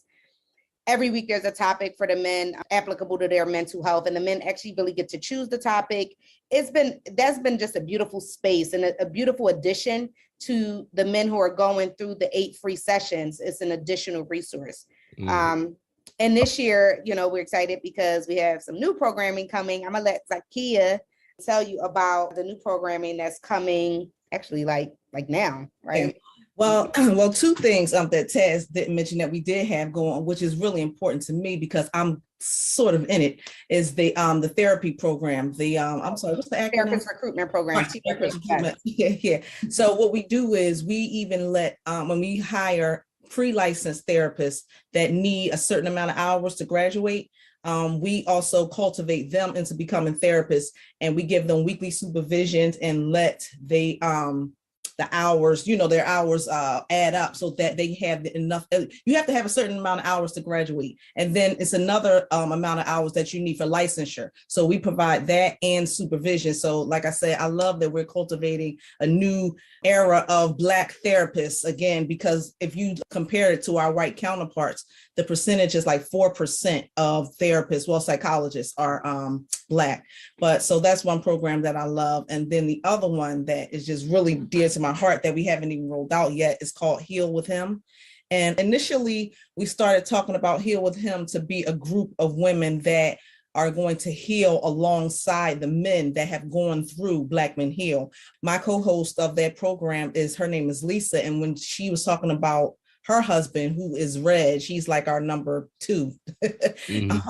And she just said, he's doing all of this. He's doing, he's going through Black Men Heal. He's getting all this healing. And I'm sitting here, in this space. So it was like, well, we want to, because sometimes when one person starts to heal and the other person is not ready, it could cause conflict, So we. Ma'am, I heard you say pause a little bit right there. I heard it. I heard a little bit in there. The process, you spoke about it earlier, right? So they're illuminating, going back, looking at it. What you think in that essence right there? One person's healing, the other one's not. One person's growing, the other one's not. What is the higher potential for the one to continue versus the one to say, oh, okay, well, he doesn't want, she doesn't want, blah, blah, blah. And then they start to go back or regress. That process right there that she's speaking about is the end of most relationships. When one person is changing, the other person is not. And again, they're going to hold you to that past identity. And a lot of times when you get with someone that's going through change, you still need to be going through your evolutions as well. And if you don't, and if you're comfortable where you are and you're stuck, you're not on the same level anymore. You're not on the same wavelength. The channel is not the same. The channel's now changed. So you both still have your currents, but you're in different directions now. And if you're still in my unhealthy habits and I'm trying to go healthy, that like creates a cancer. So and it's going to eat away at me, and I'm going to struggle within myself, and I'm either going to go back to you, or I'm going to go polar opposite. I'm going to go fully into me, and then there's no us. I think it's important for couples to do. This is what I recommend to my clients. You each need therapy individually. You need family therapy with the children, and you need couples therapy for each other. All that needs to be happening simultaneously so that everybody's moving at the same pace. If you leave one of those out, something's going to suffer bad. Something's going to have major damages, because everybody needs tools on how to deal with all these changes. It's a lot. If I got one parent one way and another parent another way, now one parent's changing, the other one's still being the same, and I'm a kid and I'm in the middle, and I'm like, I don't even know what to do. This is confusing. Or if you have, a parent that's just about the kids, and you're not fixing that relationship with your partner or the father or whatever the situation may be, now that's going to be a war zone, because you and the children are healing, and you're looking at the other person like an alien because you're not doing what we're doing. And then it becomes an us and them type situation. And it literally is a divide in the relationship, no matter what the relationship looks like. Everybody has to be on the same page. Family therapy is a thing. Couples therapy is a thing for a reason. All these things need to happen. And then again, like with recovery, there's going to be external circles that need to be repaired as well. You may have to go to an aunt, a mother, a father, a brother, and heal that relationship as well, because the old you affected that person. You're moving into who you want to be, but you can't just leave behind a trail of blazing souls. So it becomes, it's very heavy, and it's a constant balancing act. Again, I love what they're doing, and what they're doing is the reason why I'm here. I'm just not focused on Black men. I'm focused on the community as a whole, changing our interaction, changing our communication enough to where I'm going back to school at 50, so that I can get what I need to make sure that I can service in the best capacity that I can. In the interim, I'm dusting off my life coaching and working through peer support and family support. I work with families every day to figure things out. I help you along that journey of mental health and or substance use. I help you, when your kid is flipping out and kicking your door. I help you not have CPS come, give you some tools so that you don't got them letters knocking at your door trying to take your kids out your house. I help you breathe through it, how to interact with your children, how to have those conversations, how to understand why your child is doing what they're doing based upon their diagnosis, how to not take that personal, because they just can't help it. And I can give you some tools to help counter that, or maybe try to contain the situation, not control. But you do have to understand what your child's going through. And then it may be indicators for something else. Maybe they need a reevaluation. Maybe the medication needs to be changed. Maybe they don't want to take a shower because they're neurodivergent, and the pressure from the water from the shower head might be overstimulating for them. Change the shower head. It might be the soap. Maybe they don't like a washcloth. Try a loofah. Like, there's so many different things that we need to troubleshoot. And sometimes we just need that person there with us to help us kind of filter this out and to have that support. My families love having someone that they can talk to, that's going to listen, that's not going to condemn them, penalize them for not knowing and for not figuring out. That's going to say, okay, this is what we got. Let's figure it out. We're going to get through it. I'm here. You can contact me between my hours, 9 to 5. But you have someone that you can talk to help you with these things. I feel bad as a mom. I hear a lot because I just want to knock their head off their shoulders. I'm not going to call CPS for that. That's a real feeling, and your feelings are valid. And children will take you there. Now, don't do it. That's a different thing. Don't knock their head off their shoulders. But validating a parent's feelings that's dealing with the child that's in crisis, that's dealing with the partner that's in crisis, that's a big deal for them. Because we talk about family when it comes to services, but we exclude the parents. We focus on the children. We tell the parents what to do, but there's no one there helping directly the parent. So in my Right. position, that's what I'm there to do. So exactly what they're doing, which I think is absolutely amazing, is the same. I have the same mission, is to come and try to help everybody figure it all out. So you're not out here alone. You're not out here trying to do it all by yourself, trying to give you resources depending on the level that you want to go. There's levels to this. Again, I'm not coming from the clinical standpoint. I'm coming from lived experience. What makes me Right. qualified for my credentials is actual lived experiences. So I'm coming from a place of relativity. I'm not coming from a book. I'm not going to tell you what Pavlov said. I'm going to tell you Right. what I've seen, and I'm going to know why you think the way you think, why you feel the way you feel, why you don't know what you don't know. And I'm going to give you as many resources and tools to try to actually help you in that situation. And for a long time, I battled with ever getting a degree because I wanted to keep that relativity. But I feel like because I didn't want to scare our community away. Like right where I am, everybody's comfortable.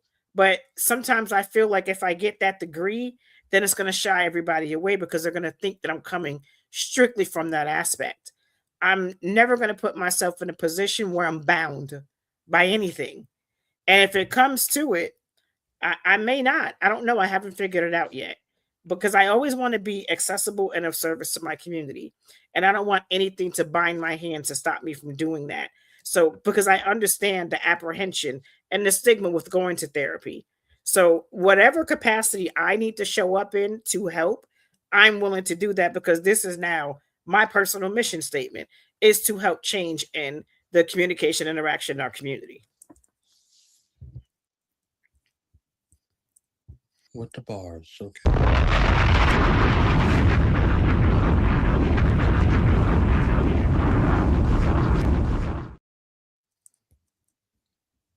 I'm gonna keep on going before I start yapping, okay? Because I'll yap.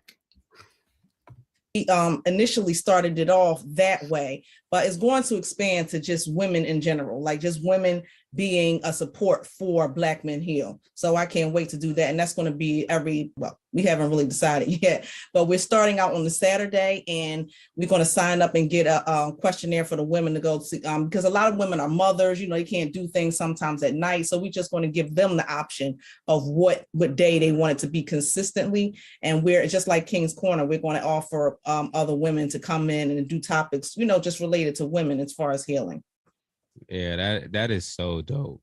That is so dope. I love all the things that you guys have going on. And I think King's Corner is definitely super dope. Like I've done a King's Corner section and I see how they're like a family, honestly. Like they really are like a family in there. Like when I did the session, I was like, yo, it feels like I'm coming in to like somebody's house and like it's all the bros in there and like we just chopping it up, like watching a game or something and just like talking about life. That's really the vibe that I got. So it's really like a lot of the stuff that y'all doing is really revolutionary work because this is not stuff that we've seen in our community, right? Like, so the next question is why men? Because y'all are two Black women, right?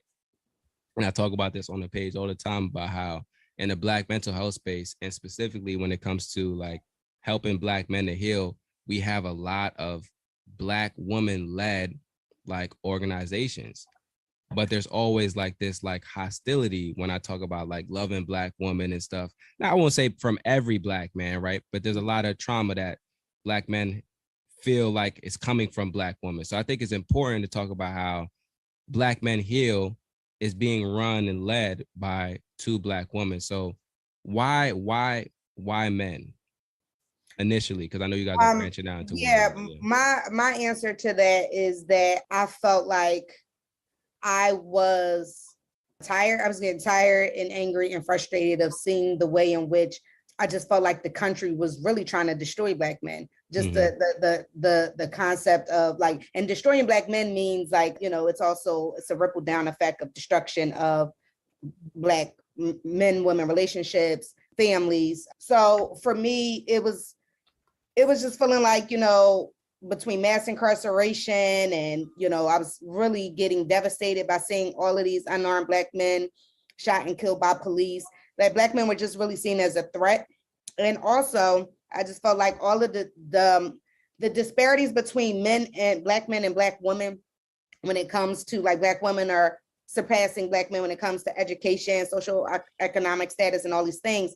But all of those things really affect, like when our men are down, right? When our men are suffering, we're all really suffering, because that affects the fact that Black woman is of all the races, Black women are the most likely to never be married, right? And when you start looking at all of those factors, it's like, what's happening with our men? And I also additionally felt like, as a licensed therapist, you know how you get sick of a problem, right? You keep seeing a problem, and it's like, I was tired.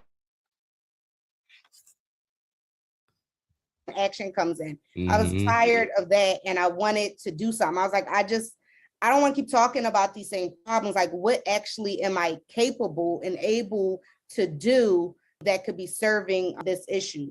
And so, also like in my own personal relationships with men, like I had issues with my father, and I felt like, my father was a Vietnam vet, had been in prison, and really loved me. My dad passed away, but really loved me, was a very good man. But like, there was just these challenges, these mental health challenges that really didn't really allow us to have the close, emotionally close, safe haven type of relationship I may have sought out as a woman from her father.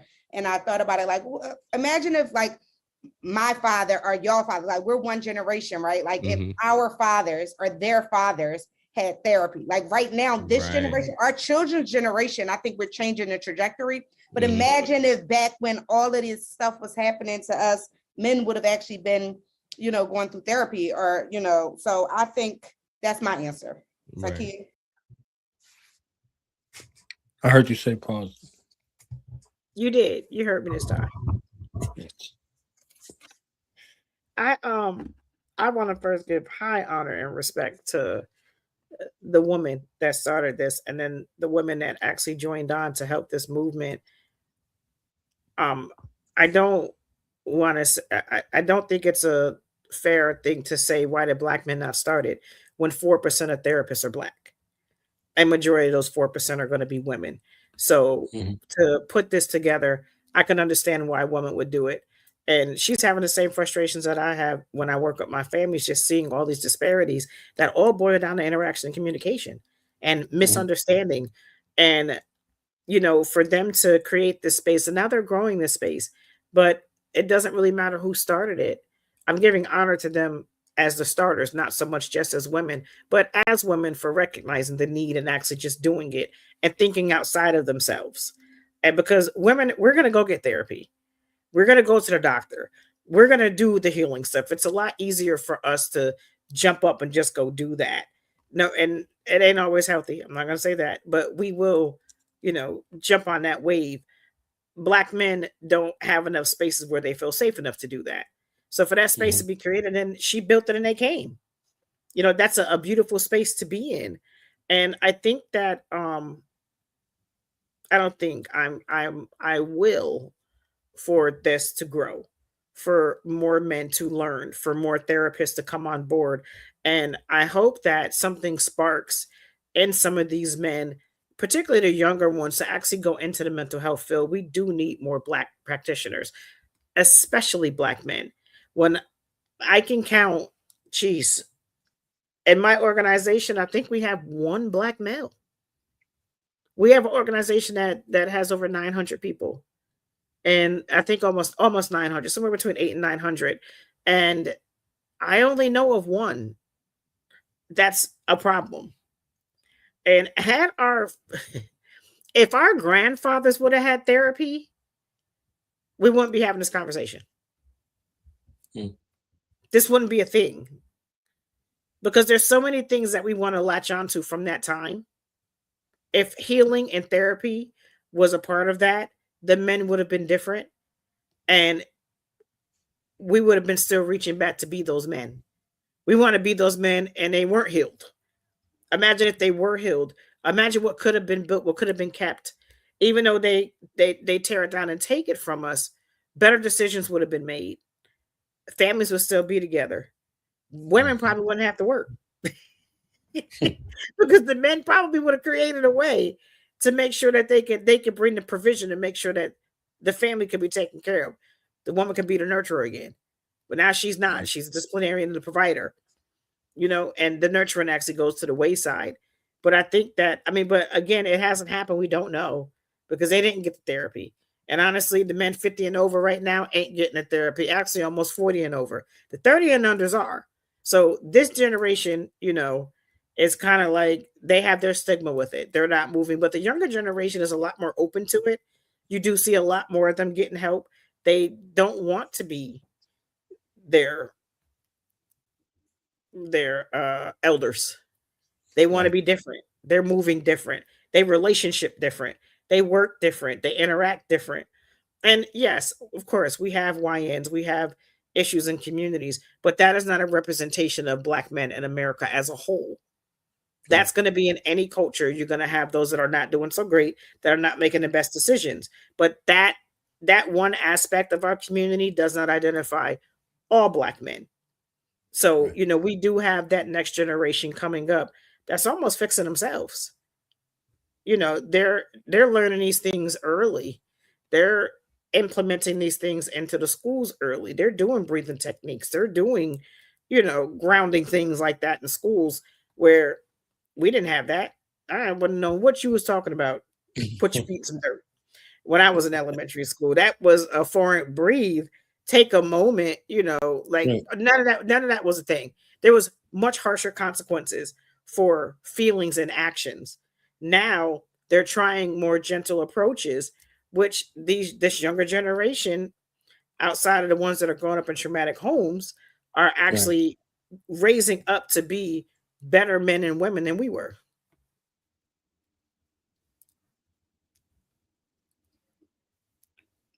There was something that she highlighted that we could do a whole show on, somewhere down the line, right?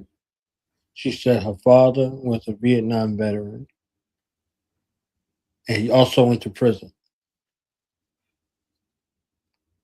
So you have the military and you have prison, right? They're interchangeable. One day I'll speak about it, right? They're interchangeable. And in between the military and the prison is the street. So on these two opposite extremes that have intersectionality, you have the street. Not just the street corner, but the free cycle, quote unquote, right? So therapy would have become the difference between those folks going in the military and going to prison, right? So she could have had a relationship with her father, the one that she sought righteously, So in that aspect, if these two extremes that are there, that are waiting, that prey on Black men and become large contributors to the destruction of Black families, I argue anybody on either side, right? The cost benefit of military service, the ends don't justify the means. As a Black person and as a Black family, and as somebody who was a Black person in the military for the families, the ends does not justify the means, right? And prison ain't never reformed nobody, right? So when we look at these extremes, they become laboratory experiments that, plague the mind in the same sort of way. So therapy being beneficial about reintegration back into society on both of these aspects become critical. They become incumbent, and more attention should be prepared for due regard for returning citizens on both aspects. Both of these environments, you had to become somebody different in order to exist in these environments. And what success looks like, in the transition and what comes along with that is something very, very critical, because they could go in these situations, young boys, and come back grown boys if we're not careful in any of these regards. So the reintegration back into society. Society as a whole has to deal with these grown boys that are coming back from war, that are coming back from prison, and reintegrate them into society and family. And both of them need family support systems in order to reintegrate properly into society. So, what are those relationships like, and all of those things, and having a level of understanding and awareness to both of them became critical. So, her father getting hit with both extremes, trying to function in society, there are coping mechanisms that he may have took up to be able to try to deal with these experiences that he lived with and was plaguing his family unbeknownst or beknownst to him in that regard. So 100%. 100%.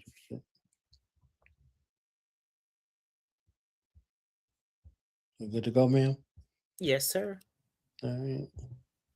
And mine is similar. I wasn't a therapist at the time when I first started, so it was just I'm a a pseudo like activist. I'm always on the front line. Taz know anytime it's a rally, any city council meetings, I'm there. And so, like Taz said, first of all, I just got tired of seeing the way the world was looking at my men and treating my men. The people who look like me, because again, like I said, I've always had, my family always said I was partial to the boys in my family, and I denied it for years, but I am. But it's because people always looked at them as the underdog, and I never did. I'm always, we had talked about what word comes to mind when we talk about Black men. My first word was capable. And it's just like, I feel like the way I look at them, we call them kings. We look at them and give them this, put them on this pedestal, so it's like Taz said, my father grew up in and out of jail, all on and off drugs, and he wasn't there for me. So it's like I always thought about, if I had this person, if he had gone through therapy from the stuff that his father did to him, I wouldn't be in this position. So like Taz said, we all consider ourselves collateral damage of men that need to be healed. And I have a 21-year-old son, and I want to show him, that you are loved, what I'm saying? You are strong, you are, you can be vulnerable and still be a man, what I'm saying? So it was just a marriage of the minds when it came to me and Taz. And when I just want to piggyback on what you said earlier about the synergy between her and I, it was like when she came and sat down in my office that day, it was like from that point on, it was like we were best friends. Like my boyfriend, we left and we were just like close, like we know. Collateral damage of the mind of men who need to heal.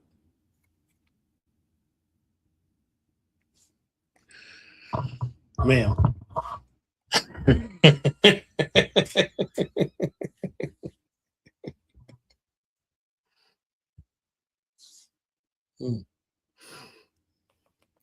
I was that man. I was that man. Oh, you were that man. I was that man. You're not supposed to be good at war. You're not supposed to be a master of the battlefield at war. War isn't a thing that you naturally sign up to do, but you fight the battlefield regardless. Life can be a battlefield. Life can be a minefield. Life can be casualties of war and all of those things. And if you ingest those things and you fixate on those things, they start to become your reality. So you begin to look for a battle to fight. And when there's no external battle, there's the internal battle. Something you said earlier in regards to being naked in front of the mirror, right? And being honest with yourself. Do we know what honesty in regards to self looks like? We'll begin to look at these other aspects of ourselves externally and become displeased. And now that becomes a battle to fight, right? So now, if that's the internal battle, the internal dialogue, now you are going to the ones you love and before them and looking for battle with them. So you're looking for validation that you didn't give self externally, and now everybody else becomes a casualty of the war of your mind in that way. And I dealt with those things internally. I dealt with those things externally. I thought it was okay to be very proficient in warfare. You understand? Like before we went on, I could tell you the ins and outs, the ups and the downs, from the highest ranking person to the lowest enlisted, right? From the commanding chief on down and every way through, because that aspect of warfare was a preset. So the preset to not be speaking from a perspective of theory alone. There are a bunch of people who theorize and they write these books and they have these talks and they talk about warfare from all of these aspects, and they ain't never been in them, right? So they can theorize to a great degree, but many of us who've actually been in combat, that's not a safe space or a sacred space for them to talk about. So that's a plague of an internal dialogue, and we never get the external dialogue about the family that you had to come back to and the hell that came along back with you from there, and all of the hell that they had to deal with through vicarious trauma of hoping and praying that you don't become a casualty of war. Mhm. So you could come back from that situation, like you could come home from prison and you never came home. You never came home from prison and you never came home from combat. It's simulated during the training environment, and there are people who are changed by just the mere training environment. They're not the same. So now, if you add actual combat, something that you swore an oath to, right, to support and defend the Constitution of the United States against all enemies, foreign and domestic, you have a preset in your mind to look for danger, not what something is right, to look for something that is wrong, right? And those things have they have places. But if you never look at and see what's right, if you're only looking for something wrong, what are you going to do?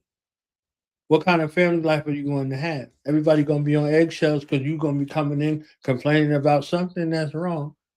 Instead of being present in the moment, you have been trained and indoctrinated to be looking for things that are out of place and out of step. So they never know the other aspect that's rewarding to you. You don't get promoted in the military for what you do wrong. You get punished for what you do wrong, but you get rewarded for what you do right. So you don't share the aspects of the rewards and punishment system. And if the punishment system outweighs the reward system, you can't take them one with the other. Now, looking at the polarities of the family, your family is going through a situation that they don't want to burden you with. So they're internalizing it and they're fighting within themselves. So everybody's at war in this environment and everybody's a casualty because nobody's coming together and having these discussions and be able to look at it from this situation. So whether it's quote unquote peace or war, it becomes something where everybody becomes a casualty of the war of the mind of the one who needs to heal in that regard. So if you will look to in this sort of figure, and they raised you up as Queen Sister was talking about, of the king sort of aspect, you are looking at an infallibility complex that's plagued with a mind that is dealing with the mental, emotional, physical, and spiritual suffering that war brings and cannot be told about it and cannot be questioned about it.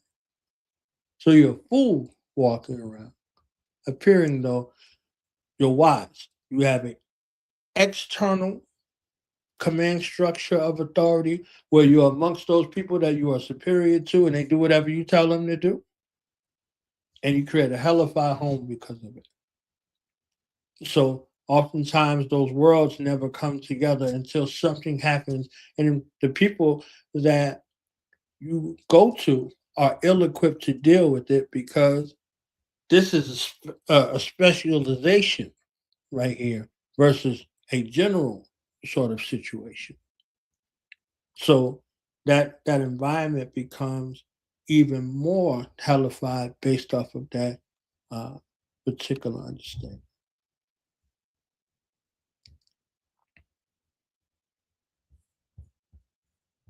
So that was me yapping. We're going. Keep going. Keep going. Forever. Like I'm And like, my boyfriend now, he'd be like, wait, when did you meet Taz again? Because it's just like, it was just, and don't get me wrong, we disagree all the time when it comes to Black Men Heal, but the mission is most important. You know what I'm saying? It's like the guy say, oh, there's ain't nobody above the group. Well, it's nobody above Black Men Heal. You know what I'm saying? So that's the core. And we all just work together even put our ego aside for the sake of the mission of love.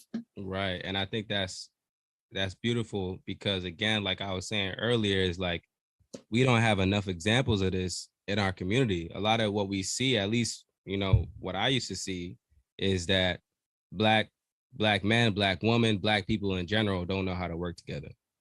Right. And as soon as Black people start something, if Black people are involved in it, like it's gonna crumble at some point in time.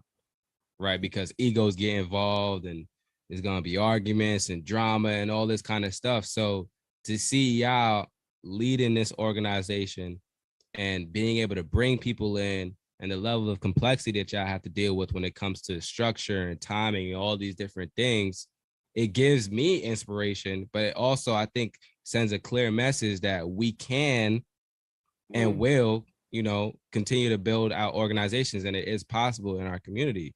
Because I know a lot of people believe that, like, yo, Black, if you're working with somebody Black, like, they're gonna be late, or it's not gonna work out, or all these different things, like all these different stereotypes. So you guys are literally helping us to see, like, yo, these stereotypes that we see about Black businesses, Black people, the Black community is not, it's not real. So I appreciate y'all for just, I appreciate y'all for saying that, honestly. Let me say something to that. Just to speak on that, because you are so right as far as like when you remove the ego, right? So many amazing things can happen. And I just have to really give a special shout out to everybody who helped us build this mission, right? Because, there's been some people who haven't stayed on the train, but one of our criteria, we developed these guiding operating principles for Black Men Heal. And one of them is humility. Humility is one of them, because this mission is not about any of us individually. All of us individually, when I tell you this team is the bomb, this team is a very talented, skillful team on their own, right? Everybody does something very powerful, very strong on their own. But we come together and we pour all of those gifts into this pot and make it about Black Men Heal. And so a lot of people didn't really even know that Black Men Heal was run by women, because they don't really see me as Ikea that often, because it's not about us, right? So Black Men Heal was about the men. So if you followed our social pages, we were talking to men, right? And so you didn't need us always in the front of that. And so I think putting ego aside has been a really beautiful thing. And then all of our providers who signed up to see them, and for 2 whole years, they did it for free. We didn't have no money, they were volunteering. And so if anybody came through Black Men Heal and they had this amazing therapist and telling us how amazing their therapist was, and they were not getting paid. They was doing it because they believed in this mission, and they have this love and belief in Black men in the same way that we do. And that is just a beautiful thing, and the way in which we've been able to plant the seeds of this and then watch the crop grow in the way that it is, because you have a bunch of selfless people who came together for this mission and didn't make it about one individual. And I think it's important to add selfless Black people, because we always think like, yo, like, man, Black people don't know how to work together, or Black people are selfish. But like, yo, like I said, man, you guys are literally showing us like we can build great things for our community. We can heal our community. We can build the things that we wish existed, because like you said, for the longest, you were kind of getting upset about what was going on with Black men in our society. And you were like, you know what? Let me do something about it. Man. Oh man. So did that man say black people? Did he highlight Black people doing something for Black people? Huh? Absolutely. Did he say that in the name of the Lord? He said Black people doing something for Black people, because we'll go tell it on the mountain when we ain't doing ish for each other. But act like we don't, we can't tell somebody about something good we doing. Okay. You know, Ma'am. I understand what she's talking about, with the ego. And I get asked sometimes from listeners why I don't bring people on. Why don't? Because I'm not a debater. Right. I'm not your leader. I'm not responsible for anything that you're going through personally, unless I am actively one on one supporting you through that. And even in that, I'm not responsible for the outcome. I'm not interested in being a leader. Um, and I'm not here to debate. I'm not going to debate you on what you feel, what you think, and your opinion, because you're entitled to that. I am a disseminator of information. I am not even a teacher unless I am directly working with you and supporting you through something. You know, because at this point, at the stage that we're at, we're not ready to have a conversation yet because we don't have the emotional intelligence to do it. We're not ready. We can't stay on topic. We can't speak from intelligence and let the emotion sit to the wayside. We got ways to go. We got a lot of things to work through before we can actually have a conversation. And if the conversation comes, I'm not having a conversation with men. I'm speaking to men and women, but there's specific things that I feel like should come from men. I'm not interested in debating you on how you feel, what you think. I'm not interested in you telling me what you think that we should do. Women need to deal with the women, men need to deal with the men. And when we get some healing within those spaces, then we can come together and have a conversation with each other. And eventually the time will come when that will be a thing. But for right now, let's learn the art of communication. Let's learn the art of dialogue when we're not over talking each other, where we're not, taking everything out of context, where we're not deflecting and going all over the place with conversation. We have become the best politicians of conversation. These podcasts have become so political. And if I'm the loudest one, and if I show the most energy and passion, I'm right. You're dead wrong and you're loud and wrong. But that's what get the clicks. That's what's going to get the clickbait. That's what's going to make things go viral. I'm not interested in going viral. If it happens, it happens. But that's not my goal. I'm not going to intentionally create a viral moment by being disrespectful, by being condescending, emasculating, putting down. None of those things have an interest to me when my whole entire goal is to correct that, is to change perspective about each other. So, when and I've been accused of being in my ego, just wanting to speak. It's not ego, it's understanding. We're not ready to have a conversation yet. And again, your opinion and everything, that's a beautiful thing, but take the information. What's for you is for you, and what's not, leave it on the plate. I'm not here to force you to do anything. I just want to give you some different perspectives, some different ideas, some different tools, some different knowledge, and even just be an ear. You know what I'm saying? And right now, you're being the ear. The time will come when I may be able to be an ear for you. But for right now, we're not ready to have a conversation. I'm not about to do that. This is not no color pills. This ain't no pills. This is water here. we're gonna cleanse, we're gonna flow, we're gonna move around. But and as far as like working together, I feel like when you're talking about community, you need two perspectives. And you need two perspectives that represent what that community looks like: a Black man and a Black woman. And we don't bump heads. We've been talking about doing a show for years, literally years. And I didn't want to do it because I had nothing to talk about. And I came to you and I'm like, Born, I want to do a show. I want to talk about mental health. And you was like, okay, let's do it. What's the date? Let's go. And at that point, here we are, a few episodes in, growing. Every new person that chimes in is a seed that gets planted.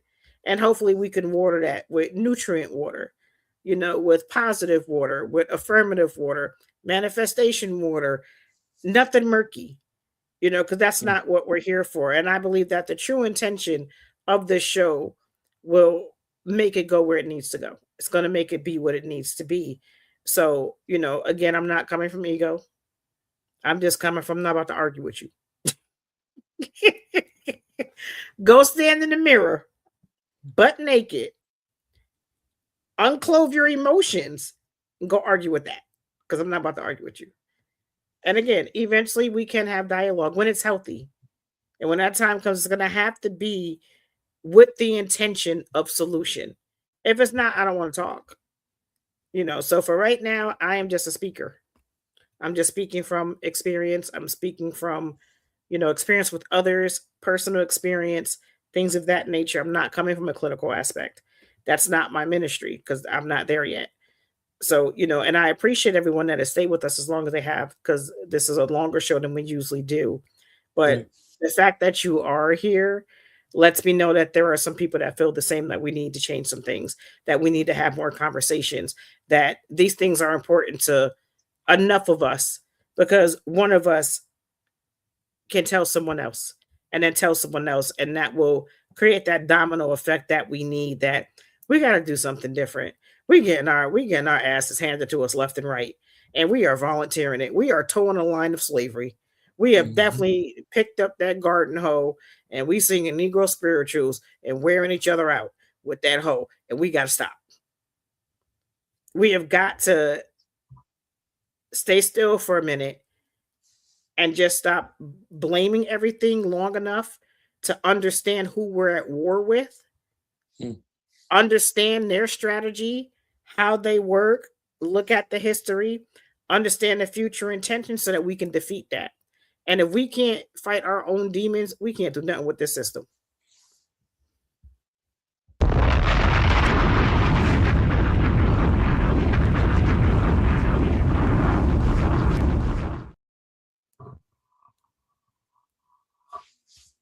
So next week episode, what we talking about?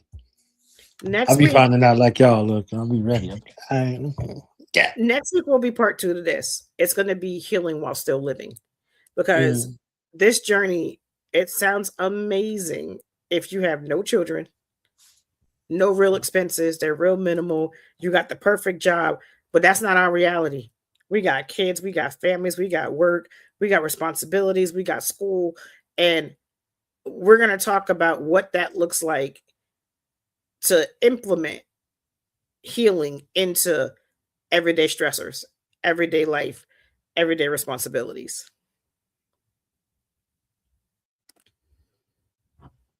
So I know you got a final word for today. So please bless us with the final word. Okay. When we talk about the beginning stages of change, again, we're talking about that moment of honesty with yourself. It's not about proving anything to anybody else. It's not about, just making somebody get you. This is about you getting you. This is about you meeting yourself where you are and guiding yourself to where you need to go. And we're talking about that moment where you realize that this is not something that you can wait for. We can't afford to wait. We don't have any time. We really got to get to move right now. We got to make room for this. We have to create the space to be able to heal. We have to make this a priority over everything else. If it means cutting off your social media, turning off your phone at a certain time at night, whatever it's going to take for you to get that quiet moment to be unstimulated enough to sit still with you. And it can happen at any stage. You're not too young. You're not in the middle of your life. And it's, no, I'm going to wait till I get older. Nah, you are right now, wherever you are in this time, whatever you don't like, fix it. If you come to me to fix it, how we going to fix it? We done problem identified. What is the solution? We got to get, and I don't want you to go down a rabbit hole with this. When you're sitting still with yourself, it's not a moment for you to pity. It's not a moment for you to shame yourself. Forgiveness may not even be available to you in that moment because you ain't figured it out yet. You got to fully know what you're forgiving yourself for. That will come, and we will talk about that. But for right now, while you're in the middle, you're under pressure. You got to learn how to make something beautiful out of that pressure. You gotta become that diamond in that dirt, in that rock. You got to come out shining. You got to come out blinging. And that's your responsibility. You are your responsibility. And you may have to mind your business, meaning strictly keep it on you. And that middle part, that middle pressure, that middle stage, which is getting past, understanding that something needs to be done. Now we're going to start working on it. But how do I fit that in? How do I get that into my day? Like, what am I going to do? I don't have time for that. I got to schedule sleep. How am I going to get that in? We're going to figure it out. We're going to figure it out. We're going to get you there so that you can get to that place that you want to be, and acknowledge right now that it is not easy. Get it in your head. It's like whenever someone has a baby, I let them know childbirth hurts. Don't let nobody tell you it's this beautiful, euphoric, and these endorphins get released. Yeah, that makes it less than what you're really going to feel, but you're still going to feel every bit of that passage. So it's not easy, but it's possible. You can do it, and you will do it if it's in your will to do it. And you got to start with awareness first. Pay attention to what you feel. You got to start with that self-evaluation. You got to start with that honest conversation. You got to start with that pausing before you react. That pause is life or death for you, because loss of freedom is a form of death, because that's something you can never get back. And even if you get released from captivity from that freedom, you are still limited. You are no longer free. And the freedom that we have already ain't really freedom. So to get less than what already ain't 100%, I don't think we really want to have that. And we got to start with one boundary, just one boundary, even if it's for yourself. My boundary is I don't go on social media for such and such time. My boundary is I'm not going to eat that anymore. My boundary is I'm not going to have all right, when I get to this point with that person in this conversation, I'm going to shut that down. I'm not going to let that person borrow money and never pay it back. One boundary that is detrimental to you. And if it's too big, find a smaller one. Whatever, just do it. Like you got to start somewhere. And if you got to start where you're comfortable, that's fine. Because that confidence will definitely help you do it again. And start with one truth. Like sit with yourself and really start with your truth. Where does this come from? And again, not from a place of blame. Okay, I understand that I'm this way because of how I was treated. That person treated me this way. But am I going to give them a lease to rent space in my head? Or am I going to terminate that lease and evict that so that I can move on and grow? Because this is a stopping point for me. I don't have proper connections with friends. I don't have proper connections with partners. I don't trust. I can't have good conversations. My interactions ain't great because you always have that fear. Fix it. Do something about it so that you can have a different experience. And that's how your change is going to begin, because it's all about you. It all starts with you. It continues with you. It grows with you. Life is experience and lessons. And how you determine your experience determines your lesson. Your power of control is you making a decision, making a judgment, make it in your favor. So mind your spirit, mind your words, and your responsibility as men and women. That is your power.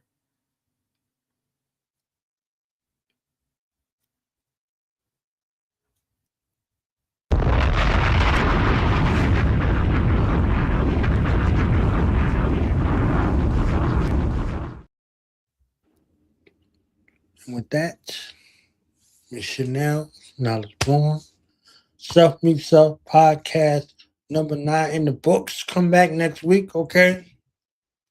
We'll be here on time. We start on time. It was my fault we was late. You understand what I'm saying? So we'll be back here 9 p.m. Eastern Standard Time, 8 Central. Tell somebody to tell somebody. And if you loved it, subscribe to the channel. Leave a comment. Leave some topics you want to discuss. And we will see y'all on episode 10. What's that final word you be saying every week? What is it? Be good to yourself. Be good to what you say. Take care of yourself. Yeah, take care of yourself. Take care of yourself. Yeah. Peace. Painter, brother's letter. I should cut my ear off like Van Gogh. Stop performing at the Klan shows. Watch myself from the audience. Play piano with lit candles. I mean, I'll still perform, but the thrill is gone. I don't feel as strong, maybe cause the wheel is torn. I clutch in a ball cause I'm sick to my gut. Then I brushed off the dust, stood up like I was touched by healing palms. I picked up my shield and 3 rocks as I'm hearing psalms. Know ye not that ye are gods? And I've been blocked by bouncers, overlooked by the announcers. I'm in the stand with the fans, which told me many of my album was like a counselor. They said songs like Then From Now, got them from then to now. Even deja vu, they said the old man was you. In the reoccurring nightmare, where you kept coming back around. I took a picture with him. Then he showed me a picture of his daughter in a cap and gown. He said he put her through college because your words stood up for knowledge.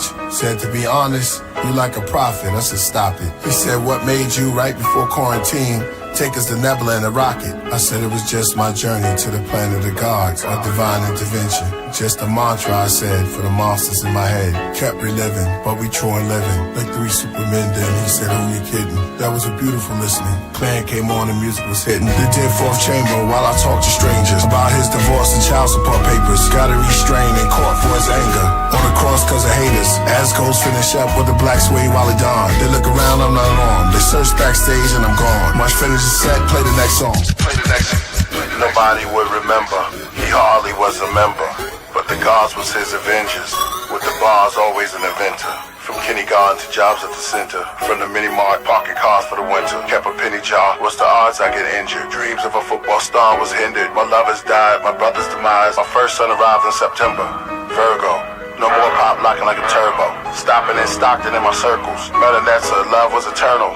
Ancestors, embrace her. Sword in my dreams like Jacob. Wrestle with the devils before I wake up. Or was that an angel in flames who renamed you? Kill a priest to join the Wu-Tang school. Say to them, oh son of man, now children go in the land. Now I'm on send them 5 deadly venoms.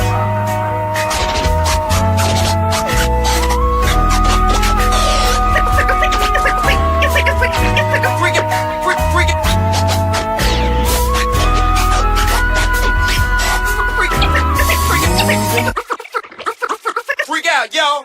Yeah, man.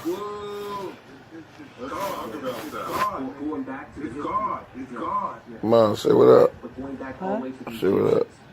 So what? Say what's up. Man, you look like grandma. Oh, are you looking at me now?